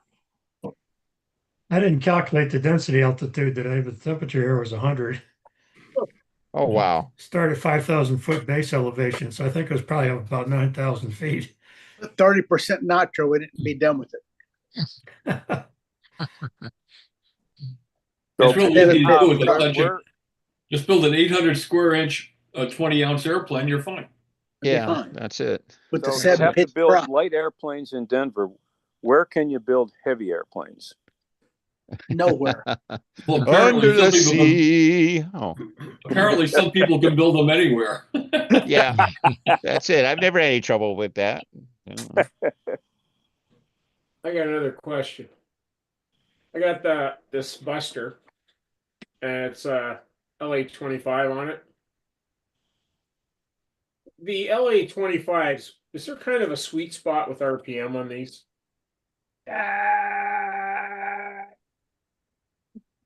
A 9.4 prop and beeping. A 9.4 prop and beeping pretty hard. What's that? 9.4 prop and beeping. Na na na na na na na na na na na. I just love those technical explanations. That works. And that'll That's work at it. 8,000 feet or 7,000 Well, that's why feet. Joe has trouble building electrics. It's when he goes to set the speed, he can't get that. Yeah, Hey, I've That's got that. there. yeah, that's it. I think the Brett? key thing on that, Stuart, is don't lug it down with like a 6-pitch prop or anything like that. Let it spin up a little bit. Yeah, It don't hurt. That the 4-pitch prop. What is that, Joe? About that's easily a 10,000 RPM I prop. think isn't 10, it? 10, 2 probably. And Yeah. it depends. If you're flying at Denver, it might be 11, 2. If Yeah. you're on the sea level, it might be 89 and 99. And it depends on the density altitude, huge on that. Yeah. I got a 9.5 on it, and I think I was running at about 10.5. That sucker ought to be ripping pretty good. It And should have been. It was going around 4.4. 4.8. That sounds about right. Yeah. That's why the 9.4. So Stuart, there's a lot on Stunt Hangar on that motor, and a lot of it has been written by Brett Buck, who's done lots of testing of that motor. And I would encourage you to read that. What he'll tell you is that you need to run everything stock. Don't mess with the Venturi. Everything stock, and a low pitch prop, 9.4 or 9.3, and in a straight 2-cycle, a what he might call a wet 2-cycle, and that's how it. Anytime you try and make that motor do what we think of as a stunt run, it doesn't work, according to Brett. Yep. Board timing is not such that it'll do a 2-4 break. It needs to be beeping. I'm going to put it in low gear. yeah. Let it spin up a little bit, and it'll happily run like all day long. What is what's Any of you the guys ever run Vico 19s? I had one. tried. Great. Yeah, I think they needed to be run that way too, didn't they? Yep. I had it in a Junior Nobler. Most fun I ever had with an airplane was that airplane. What's a good prop for that motor? About a 9.6 is what I run on it. Could have been a 9.5. Well, there were, John, do you know if your Vico, does it have ball bearings or is it a plain bearing? Do you know? You know what? I don't know. Ball bearing. I can tell you it doesn't have a muffler. And it came to me with an 8.6 prop.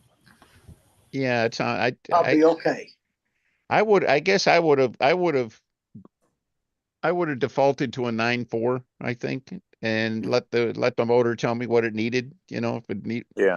But it seems to me the ones I've seen that ran well, and even though it wasn't what we call it now, but it basically, just let it breathe. This thing ran good. Yeah. Now I think the original engines were available as plain bearing engines. They're a little bit lighter and stuff like that. And over time, they became they fit them up with ball bearings, and then that's how they got popular in RC cars and stuff, because they were physically a very rugged engine and would put up with a lot of abuse. And I think that's, a lot of people like, just running them hard then. So. They responded. So we used to take those 9.5 props, which was a little bit too much, and then we would put Phillips entry in them. Take the underside of the leading edge and put a little curve to it, so you actually make them semi-symmetrical, and that would cut down the pitch just enough. And they ran good with a little Phillips entry in them. with Well, I ran rev up props. That means they probably were 9.3s. Yeah, anywhere from a 9.3 to a 9.7. So yeah.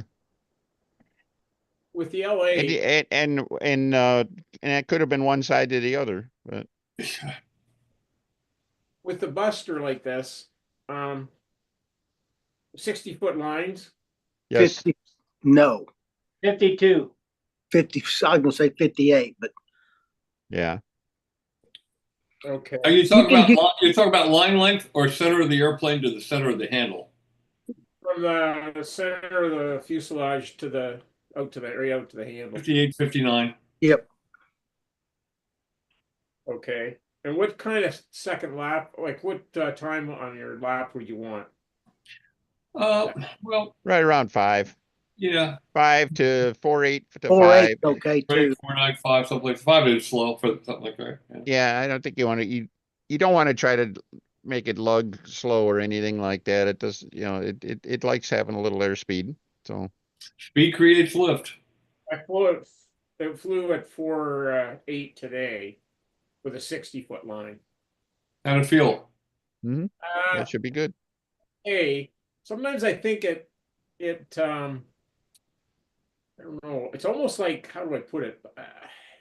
The pull of the sometimes I wonder if I should change the pitch, but I gotta fly it a little more, but it's almost like when you go up doing a square and going up, just lax a little bit, but I gotta fly it some more because I'm not used to this plane. I'm lowering the pitch and adding a little diameter.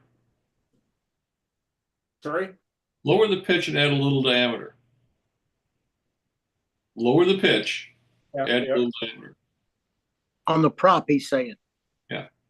Yeah. But if you watch those 60-foot lines, I bet you a nickel when you're doing maneuvers, the lines are sagging back behind the tail and the airplane's having trouble staying out there. I bet you. Another thing you can try and talk to Denny about this is the synthetic lines. They're lighter. 60 synthetics would probably be great. I got stuck around them. Okay, well, that helps it. Watch the lines just to see if you see the lines sagging back behind the tail, or if you turn, the lines bow going to the airplane. Those suckers need to be pretty straight out there to have good control of it. How much offset do you have?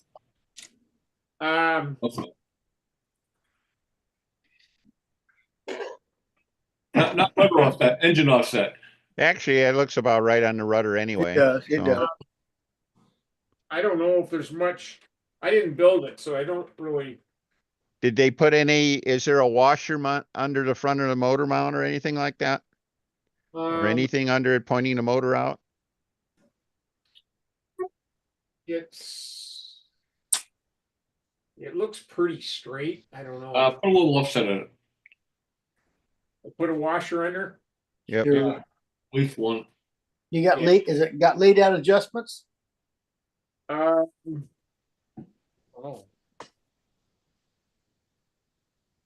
It looks like it. There's some screws in there, so I assume there is. Yeah. I got to go, guys. John, thanks for joining in. And, Yeah. Good luck with the training exercises over the next week and a half. It's all fun. Did you show your baby yet? Yeah. All right. So cool. See ya. See ya. I'm gonna have to jump off too. I gotta go in the morning. I got I've been waiting for epidural shots, and I wasn't going to be able to get them until August 14th, and I've been in a lot of pain. So they called me up and said somebody dropped out of a slot tomorrow, and I got it. So Take it and run. Huh. Yeah. I'm very happy about that. Yes, sir.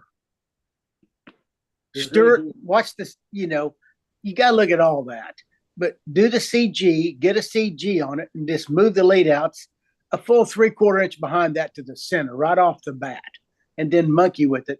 But watch the lines. I encourage all of you to watch the lines. When you're doing a maneuver, if those lines are sagging or moving back to the tail, that's not going to work out for you in the long run. Yeah, I'll look at that tomorrow because I'm going to fly it tomorrow. So I'm trying to, for me, it's hard to know all this, but I'm starting to catch on more and more. So that's the thing I'll look at tomorrow. Oh, can I offer something to you, Stuart? If you're not happy with it, try stuff. You have adjustments. And some people build adjustment in, and they fly the airplane. They never use the adjustments. Yeah, well, they're afraid to try the adjustment without talking to somebody first or something like that. And I can understand that to a certain extent and all that, but try it. Worst case, it costs you a tank of gas. That's how you learn what cause and effect is. Right. And when you get to a point where the airplane's flying pretty good, that's your current square one. But you don't stay there. They can always fly better.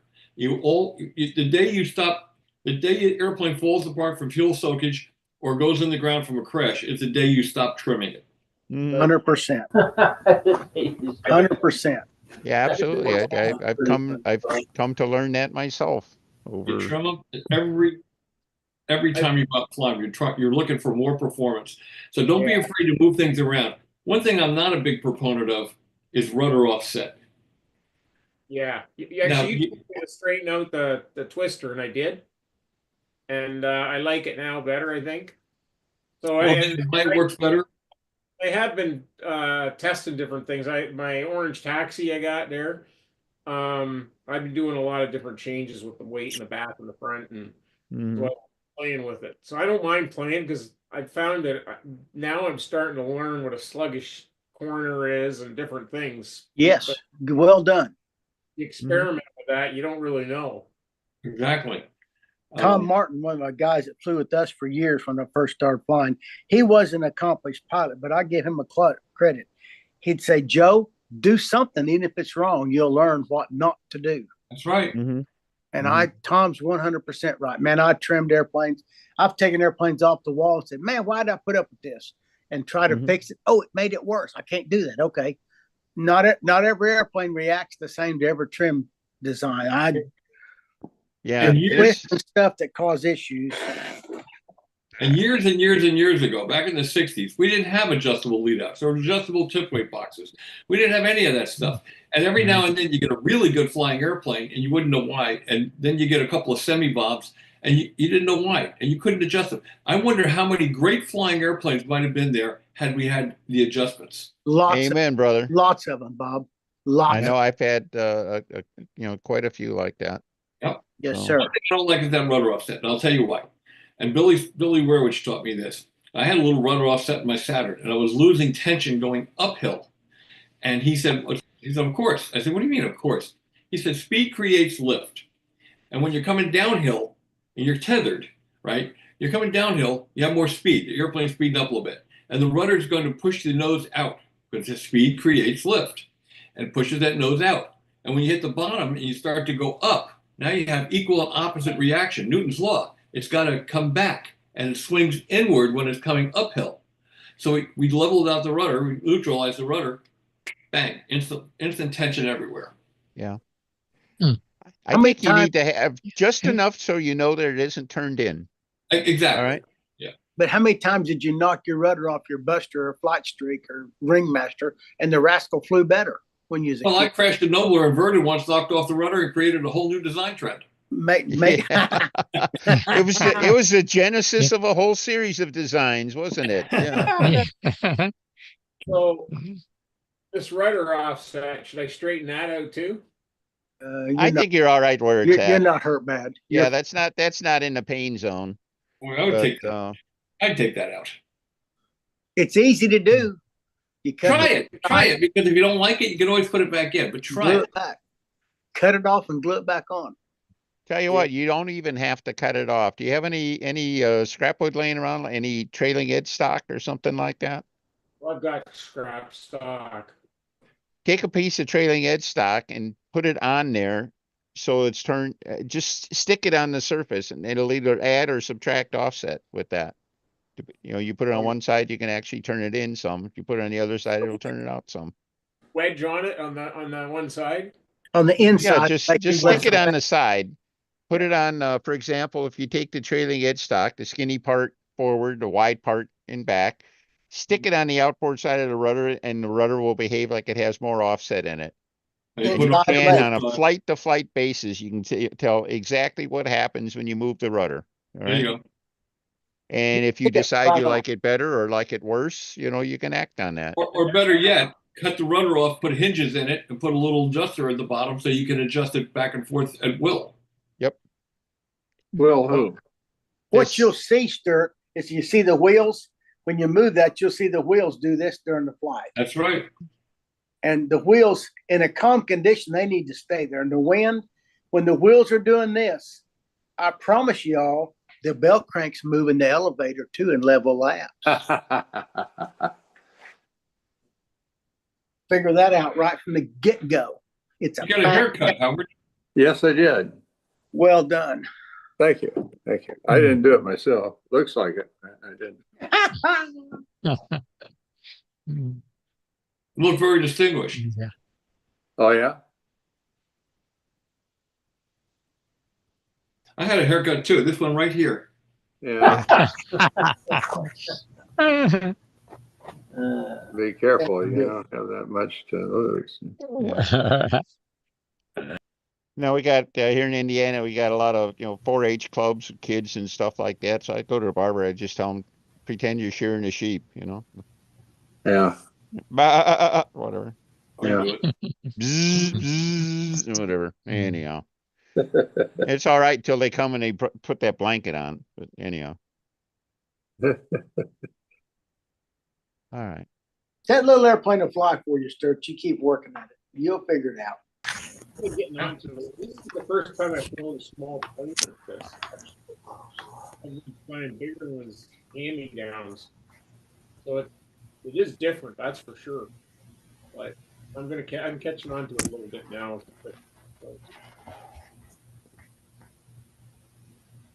The other thing you want to mess with, from time to time is experiment with how much control throw you get and how fast it goes in. In other words, reduce the speed of the elevator and also increase it to see which way, see what you like best.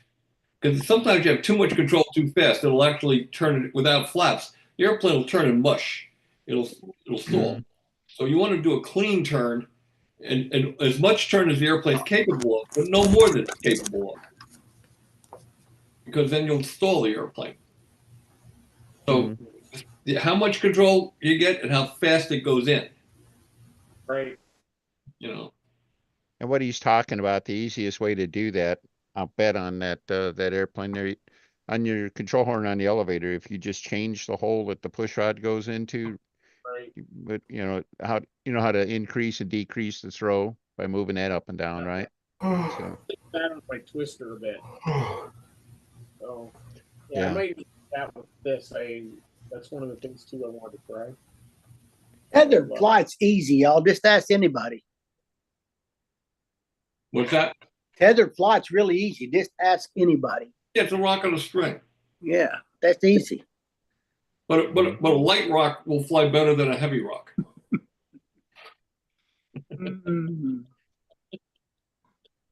Powerful rock will outfly a wimpy rock, right? There you go. Yeah.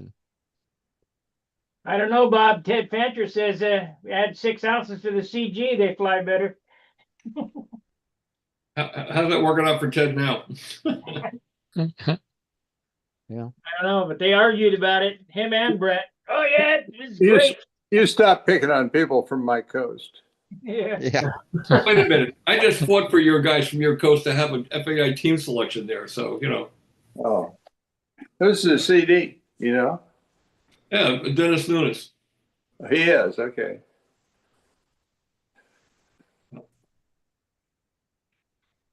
Figure you guys haven't had one. So. Right, forever? Ever? I don't think so. Well, you didn't vote for ours because, to be nice, you voted because this is the only bid they got. Well, you had to go run it for me, didn't you? Yeah. Well, come on out. What a buddy. It's a nice place. I'd love to come out. Bring your kid. That ain't happening. Oh. He's working. Oh, I used to work. Me too. I didn't fit in. Retirement's a better gig. It is, yeah. It feels very natural. Yes. Well, guys, I got to run. I got to get up in the morning and go get that epidural shot. So good luck with that. It'll be. I hope it works great. Oh yeah, I'm looking forward to it. Get out of pain. Well done, guys. Have a good one, Bob. Good night, Bob. Take care. That reminds me of a story, but it's not about model airplanes, and so never mind.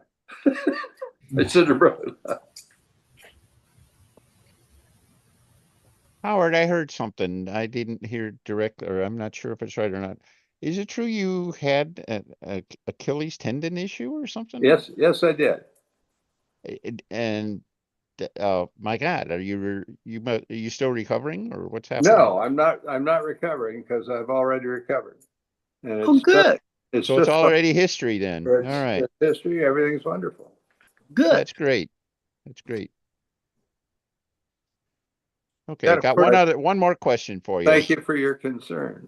Well, that's a concern. You got injured. You got it recovered. I just found out. So what the hell? That's So anyhow, the FAI maximum line length, is that still 70? Is that 70 feet, or is it like some kind of a metric thing? It's some kind of a metric thing that's approximately 70 feet. 70 feet works though? Yeah, I better find out because my lines are just shy of 70. Yeah. Okay. No, I was trying to get Angstrom and Brendan, whatever, I gave them that one airplane for them to work with and stuff, and we were just double checking all of that. And the mat says 66-foot lines, puts the center of the airplane at about 69 feet. And then whatever you have in line clips and handle, to make up that last foot. So it's a pretty good match. So have you ever tried elevator doodads on that thing? Did I? No. Yeah. I never do. I don't do that. All right. So okay, I made a set. It may respond to it. I never. They'll find out. I made them a set. I did try VGs on that, and I couldn't get anything I couldn't get anything that was a solid take on it. And I kept knocking the damn things off, putting it in the car and stuff. And it's just, oh, come on, man. Yeah. And I finally figured, you know what? I don't know, there might be something, there might not. There's got to be a bigger fish to fry here somewhere. So yeah, well, that particular dog right there, I had BGs on it, and I took them off, couldn't tell the difference. So I left them off. Yeah. I don't know what the magic is. I think it has something to do with just the way the flow develops around the blunt leading edge or something like that. I think there's a whole bunch more to it, Matt. Yeah.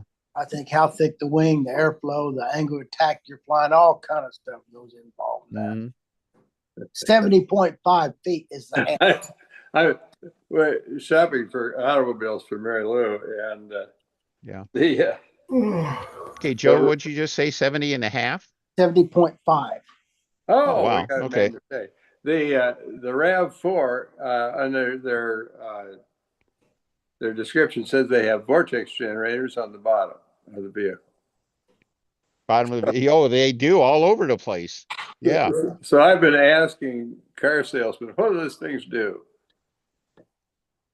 They don't know. You are just not a very nice person. I'm not a very nice person. my friends who are just as naughty as I am wanted me to do that. And so far I've gotten one answer, and it's an honest answer. The lady said, I don't know. Well, good for her. I told her, good for you. Yeah. Yeah. Well, that's it. Well, in my time in automotive aerodynamics, we were trying hard to get, if you will, to cover up some of the vortex generators on the bottom of the car. All right. They were so trying to figure out how to, on a production vehicle, put a smooth bottom on a car that's got a real suspension and a real exhaust system, and in some cases a real drive shaft to deal with, and all that kind of stuff. We want belly pans on a solid rear axle car. Good luck, My car is flat on the bottom. I'll bet it is. So it probably makes the wheels lift. are turning, and that causes drag. It's making lift. Making lift. This was sort of like airplanes for them. The Nissan, I think, has some vortex generators just above the rear window on the roof, and the height of them looks like it's just about right for the boundary layer thickness back there, but they're on straight. They're not, no. You can imagine that there was this meeting, and there was the marketing people and the engineers who talked about vortex generators. Marketing people said, those don't look right. You put those on straight. Which made when they're, it's I'll made bet when, that's what happened. when they're drafting, that's when they work.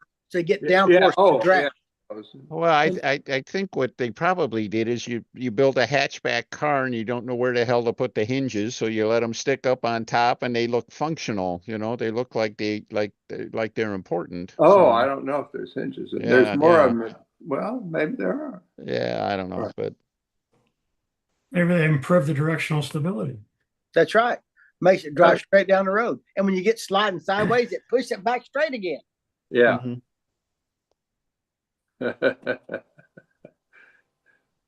Yeah, well. Like your 59 Cadillac. Yeah, with the big fins Yeah. in the back. Oh, baby. 57 Chevy. The 59 Chevy was make it lift up in the back so it'd be lighter on the rear wheels. I forget. Dodge had one of the wings on both sides back there. Yeah, the 59 Oh, that- Cadillac with the big tail fins was about the same bumper to bumper Oh, length as yeah. a modern four-door truck. I could say 747, 21.7 feet. Yeah, Big, so big question. Those were cars, dude. They were, yeah. 4,200 pounds of iron. 1/8 inch thick. Hey, hey guys, Yeah, I'm gonna that say too. good night. I gotta check out. Right. So we'll see you next week. Right. Okay. Good night. About guys. ready to end it Yeah. anyway. Carl. Yeah, getting close. yeah. Oh, I just got here. Did I miss anything? No, be 2 hours worth. Oh, Yeah. You missed some green grass that Cha-Cha showed us about where Yeah. a flying field was somewhere. oh. Yeah. You probably were there. You flew at the old Hopkins Airport field, didn't you? And it certainly flew combat there, didn't they? I've been there. I didn't fly there. Okay, you know, in Cleveland. I Yeah. talked about. Yeah. So,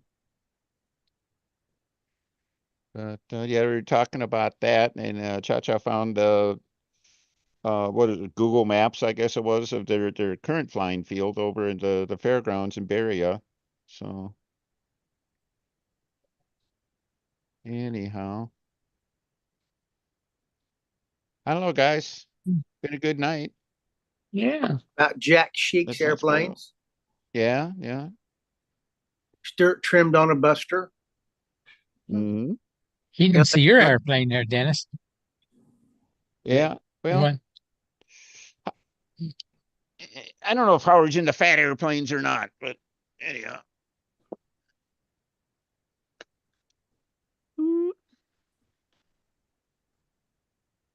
That's all. So Well, Got working flaps. Split flaps. oh. That's nice. I'll make it do insides real good with that dihedral. Anti-dehedral.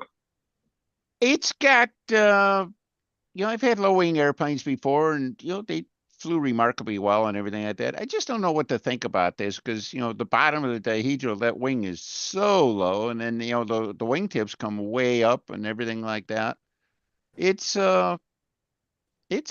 going to be interesting, I guess. Get the vertical CG right and then deal with the rest. It'll be Let me okay. ask you this, Dennis. Did they plot the lead outs so that they run straight from the tip to the bell crank? Mine do. There you go. It'll work. Yeah, it's let's just say that's one problem it won't be having. But there's plenty of other problems lining up to take its place. So So did you lower the lead outs underneath the tip? yeah, they're on the bottom side of the wingtip, Okay. and then they come just barely under the cap strip at the dihedral brake. Right. And then the bell crank is as low as it could be, inside the wing to get that all linear. So That should work. There's no Teflon or anything going around the corner, huh? It's a straight shot. Nope. It's all straight. Well done. And yeah, I made it a little harder on myself. So the thing was actually designed for a 3-inch bell crank, which had a little more room through the thickest part of the wing and all that. I put a 4-inch bow crank in it, which just made everything the minimal clearance went to sub-minimal, and I just had to keep, like I Grinding said, away. the rib at the bottom, about all there is a cap strip on it. There's not much under it. So All you need is enough. And then I even went so far as I took, and last thing I did before I covered it, just did one more double check on it. I ran the lead outs all the way forward. Everything cleared. I slid them all the way back. Everything still cleared. So You're golden. It'll be fine. yeah, it'll be fun.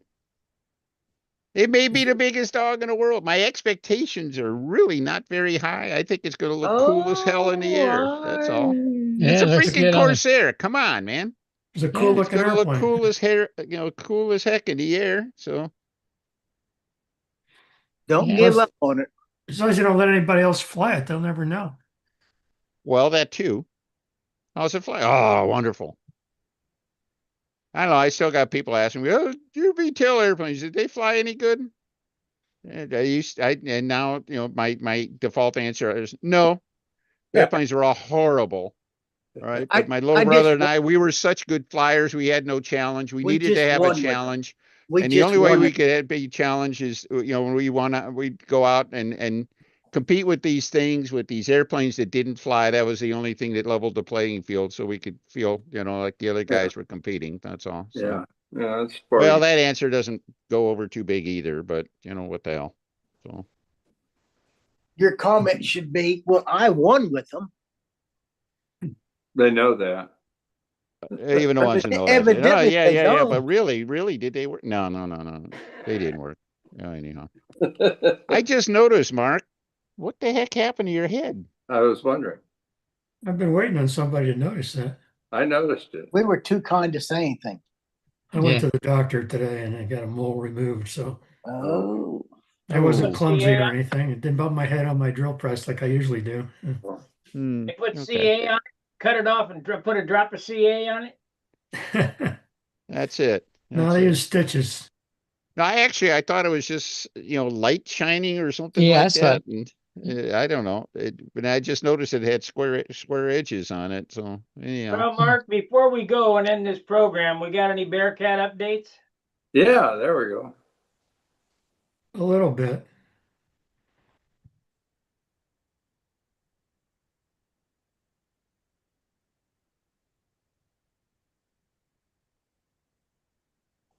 Here's the Three Stooges at the Nats. Hey. All right. That's great. Huh? Top 20, top Hey, 20 we're getting day. the band back together. So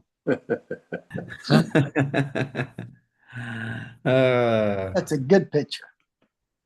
that is, I had fun with This that. one's not so good. This, sort of what, the rewind when I busted the tail on my plane when I was clumsy. Oh, And I broke the wing, the rib, the sheeting on the wing here. So I fixed that first, got that all cleaned up. And I got the tail all rebuilt. And I built a new stabilizer. The elevators that weren't on the plane when that happened was in the jig to be finishing. So now I got to build the vertical stabilizer, which is what I started on this weekend. And you need to have this concave trailing edge is the key part of it. So here's what I used on the stabilizer. It's exactly the same shape and size for the rudder, the vertical stabilizer. How'd you make it? On my router. Yeah, that's yeah. Dremel router? That's what I use. No, it's a Regular Bosch on a Sears routing table. Yeah. And then That's great. the tricky part with the rudder is you gotta have these removable hinges so you can get it in there. It's got uses the Trossel sled in there to move it back and forth. So where does that wire go down through the top of the rudder? Now there's a slot here in the vertical spar. Okay, And you, up from the bottom. yeah, and you kind of angle it in there, and then you can kind of tip it up and make it made up with the hinge pockets up here. That sounds easy. Yeah. It's not too bad. Anyway, it's again, this is Keith Russell's design. He showed me how to do it, and I just copied it, so it works okay. So the piece of wire on the rudder is going to be moved, and that This here. twists the whole mechanism. Yeah, this tip of the wire here on the bottom. Uh-huh. I don't know if you can see it. It goes in a hole. Yeah, here's the bottom of it on the drawing. Comes out on the back of the rudder, comes up there and goes down, and this is where that little cam is. It goes back and forth. Right. So that's where that wire goes. And that twists the wire, moves, makes the rudder go out. Right. Come back. Yeah. Push pull. Yeah. So I'll That's be cool. darned. anyway, so I got that, and just to show you that it fits, that's how it There we actually go. goes in. It's probably the best wiggly rudder setup I've seen. Oh, yeah. Oh, yeah. It works really nice. I mean, like Keith If said, it it's the doesn't work, best. you can always change the cam. Mm-hmm. Yeah, Keith went through about 20 or 30 of them until he got the one he was happy with, and I just copied that one. So I haven't gone through any other variations. That's Yeah. it's really cool. And then what I got to do next is do the rest of the vertical stabilizer, which is this is what it'll look like when I get it ready to cover. This is the previous time around. Mm-hmm. The So one anyway, that that's broke or what? what's that? That's the one that broke. Yeah, this is the one that the first one. Well, this is actually the second one. I'm working on a third one now. Okay. So I'm getting good at it. Mhm. Anyway, that's what I gotten back at when I'm back from the Nats and all my other travels. Did you build that Bearcat in Al's rigmarole jig? No, I built that in Bob Hunt's rigmarole jig. Oh, so you didn't build the rod setup that has all that No, formers? I used the lost foam. I Okay. talked to Keith and he says, I've got the lost foam set up. I'll loan it to you, you know. And then a day or two later, he sends me a message that I can't find it. So I said, well, you know, I'd really rather build the Bearcat 3 instead of the Bearcat 1 because the 3 had more flap area. And so I called Bob Hunt and, you know, talked to him and sent him a drawing with all the ribs, the tip in the center, and the correct dihedral and everything. And So how do you jig the wing to the fuselage without Al Rabe's rigmarole? very carefully. Eyeball? Well, somewhat, but I made I don't have a picture handy, but I made some supports to hold the wing, and I could move them a little bit to adjust it as I needed to. It wasn't too hard. That's the only thing that kept me from building that airplane is it would have to take up half the shop for 6 months, you know? Well, say again, I don't have a picture handy, but you know, you build the fuselage on the jig. And so before I take the fuselage out of the jig, I attach the wing to the fuselage. So I got the fuselage on the table square, and then I got these supports that I put under the wing, and I can adjust them, and I can measure everything to the marble table I have or the granite table piece that I have and make sure it's all like I want it. You know, I have Al Rabe's series of discs, you know, those. It looks to me like he's, you know, you're building the wing and the fuselage and everything together on all that X-looking jig with the rods on it. Anyway, that's what I did. Was I glued the wing to the fuselage before I pulled the fuselage out of the jig. So the whole assembly comes out in one piece.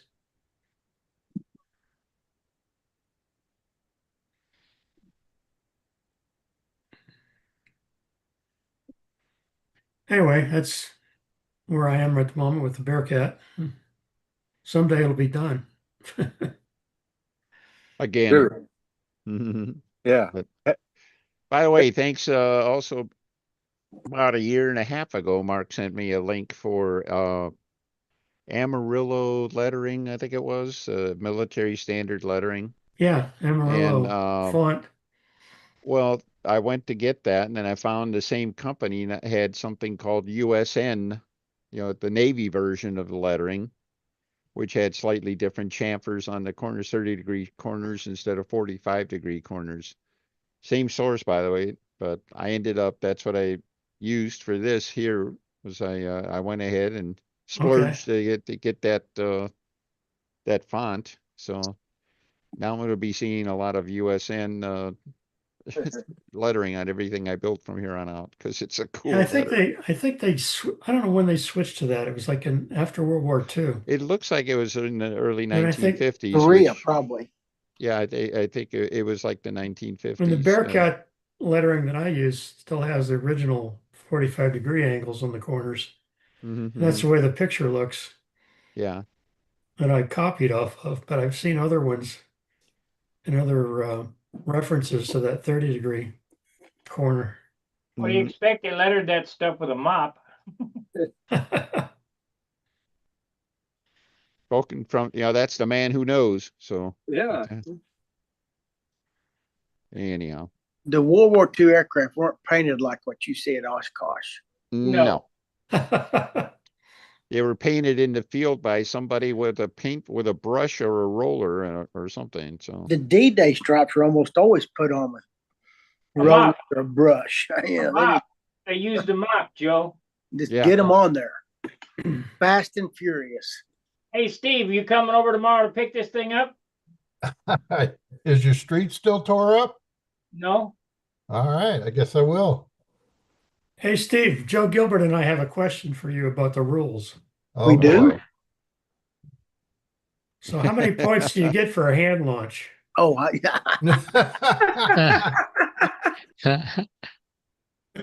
All of them. Did you hear Colleen? She said all of them. I don't know the right answer for that. If I'm doing it, it's all of them. They've talked about that at the Nats one time, and the grass was high. They were going to let us hand launch if you wanted to hand launch and give everybody a 20 just to call it a Yeah, day. I think it was 1 year it was bad. So bad. And it was classic and old time. It was in classic, we just gave them 30. Everybody got a 30 for takeoff. And what about a belly landing? A belly landing? Yeah. With no wheels? Well, I almost had to fly with no wheels at the classic event. Why? Did you whip your wheels out? I forgot the wheels. Oh, you forgot the wheels. And Dennis bailed me out. He made me some. Oh, I see. Yeah, belly landing constitutes a crash. Well, no, it says if you have retractable gear, it doesn't say anything about not having any gear at all. No, it doesn't. You're right. They didn't cover that. I don't know what you would do. I don't know the answer. Anyway, Joe and I were having this discussion by phone before I got to Dennis's house and got saved. But Joe was driving from here down Missouri, I think, and I was up in I think so. I said, I don't know the rule on that. I don't know. Oh, my brother flew a Voodoo in stunt. There was one day, get to the contest, and it's a 25-mile-an-hour wind day, and nobody's flying their stunt planes, and he's got his Voodoo. And of course, he actually worked it out. He had his mechanic hold the airplane with a boom and a wingtip on the ground, and they launched it that way. And of course, had enough power to launch off the ground. Did his pattern, probably that airplane was probably doing about 95 or so, but it really didn't 3 care minutes about later, the he was wind or flying, anything yeah. like that, since nobody else was doing a flight anyway, right? And landed it and whatever. He went through the whole thing. I think on landing, I don't know. The landing says smooth, smooth glide to a touchdown. And That's what the ME-163 did. Yeah, it's there were airplanes. There have been airplanes that designed to land on skids or whatever. I don't know if any of them designed to be belly landed. Of course, Jack Sheeks, I guess, at the world champs when in scale once, I think he was flying his Hellcat and his gear wouldn't extend for landing. So he announced his next maneuver instead of landing. He announced his next maneuver was going to be a crash. Because he had to belly land it. So, and only Jack could have pulled that off. So, Yeah. And the British at the end of World War II in the jet days, that twin Yes. boom jet, Demon, what was it called? I went brain. Meteor. Meteor. Sea Vixen or Sea Vixen. It was one of not Sea Vixen. The twin. Anyhow, they were experimenting Yes. with the plastic mat, and they didn't put any gear out. They just come in to land that bugger on a plastic mat. And I saw a video of them doing that on an aircraft carrier. Eric Brown never actually did that. They just landed it on its belly and skidded on that mat. And everybody's got an idea, but I'm not sure that was a good one. Well, the problem was it was practical, but after the airplane landed, it's like, okay, now let's get it off the deck and into the hangar. Yeah, it took an hour to get it off the ground. Yeah, and it's you couldn't move the airplane once it was landed. There's the answer right there. There's your answer. Landing gear must consist of any combination of permanently affixed wheels and or skids, which allow the model to take off and land under its own power in a normal manner. All right, so not having a gear is not allowed. Now, wait a minute. How about if we pulled a table out there and he took off the table under its own power? He set it on the edge of the table and let it go. You had to put some skids on it. The landing gear must consist of any combination of permanently affixed wheels. The bottom of the wheels airplane and skids. All right. So you had a tail. You had a tail wheel and a nothing. So again, you could technically glue a piece of balsa onto the bottom of it to have a skid. Yeah, that's a skid. Have to grill a lot of balsa on the bottom to get it high enough that the prop wouldn't hit. And that's the truth. There's a I would imagine your you'd lose crash pattern or failure, so you wouldn't get pattern points. What if he took off with the airplane sitting on the fin? Upside down? Straight up. And let it go straight up. BTOL, boom, and level off. It still hasn't got a permanently affixed skids or wheels. Now he wouldn't get many points for rolling out on takeoff or anything I don't like think that T-bird would take off straight up. What do you consider the bottom of the airplane? It's a skid. Yeah. No, it's the belly. No, it's the fuselage. It's a skid. It's skidding along the ground. It doesn't have a wheel. It's a skid, automatically. So, oh, well. Set it on there and turn it loose and see how good it Well, anyway, thanks to Dennis, so we didn't have to worry about that. So yeah, I think Gary is holding his head on this whole conversation here too. So, gentlemen, let's call it a night. All righty. Belly. Sounds good. Belly landing is gets a no marks. All right, guys on YouTube, be sure to like, subscribe, and share. Become a member and see the Stunt Flyer Video Magazine series. And I'll see it tomorrow, maybe when Steve comes over to pick up this airplane. All right. Well done. Well done. Good night, guys. Good night, you're all okay. Well, never mind. Fair winds, tight lines. See ya. So we're done on YouTube, or are we done here too? We're done. I'm shutting her down. Done? Yeah. All right. Barely got in. Yeah. All right. Good night, everybody. Good. Oh, well, good night.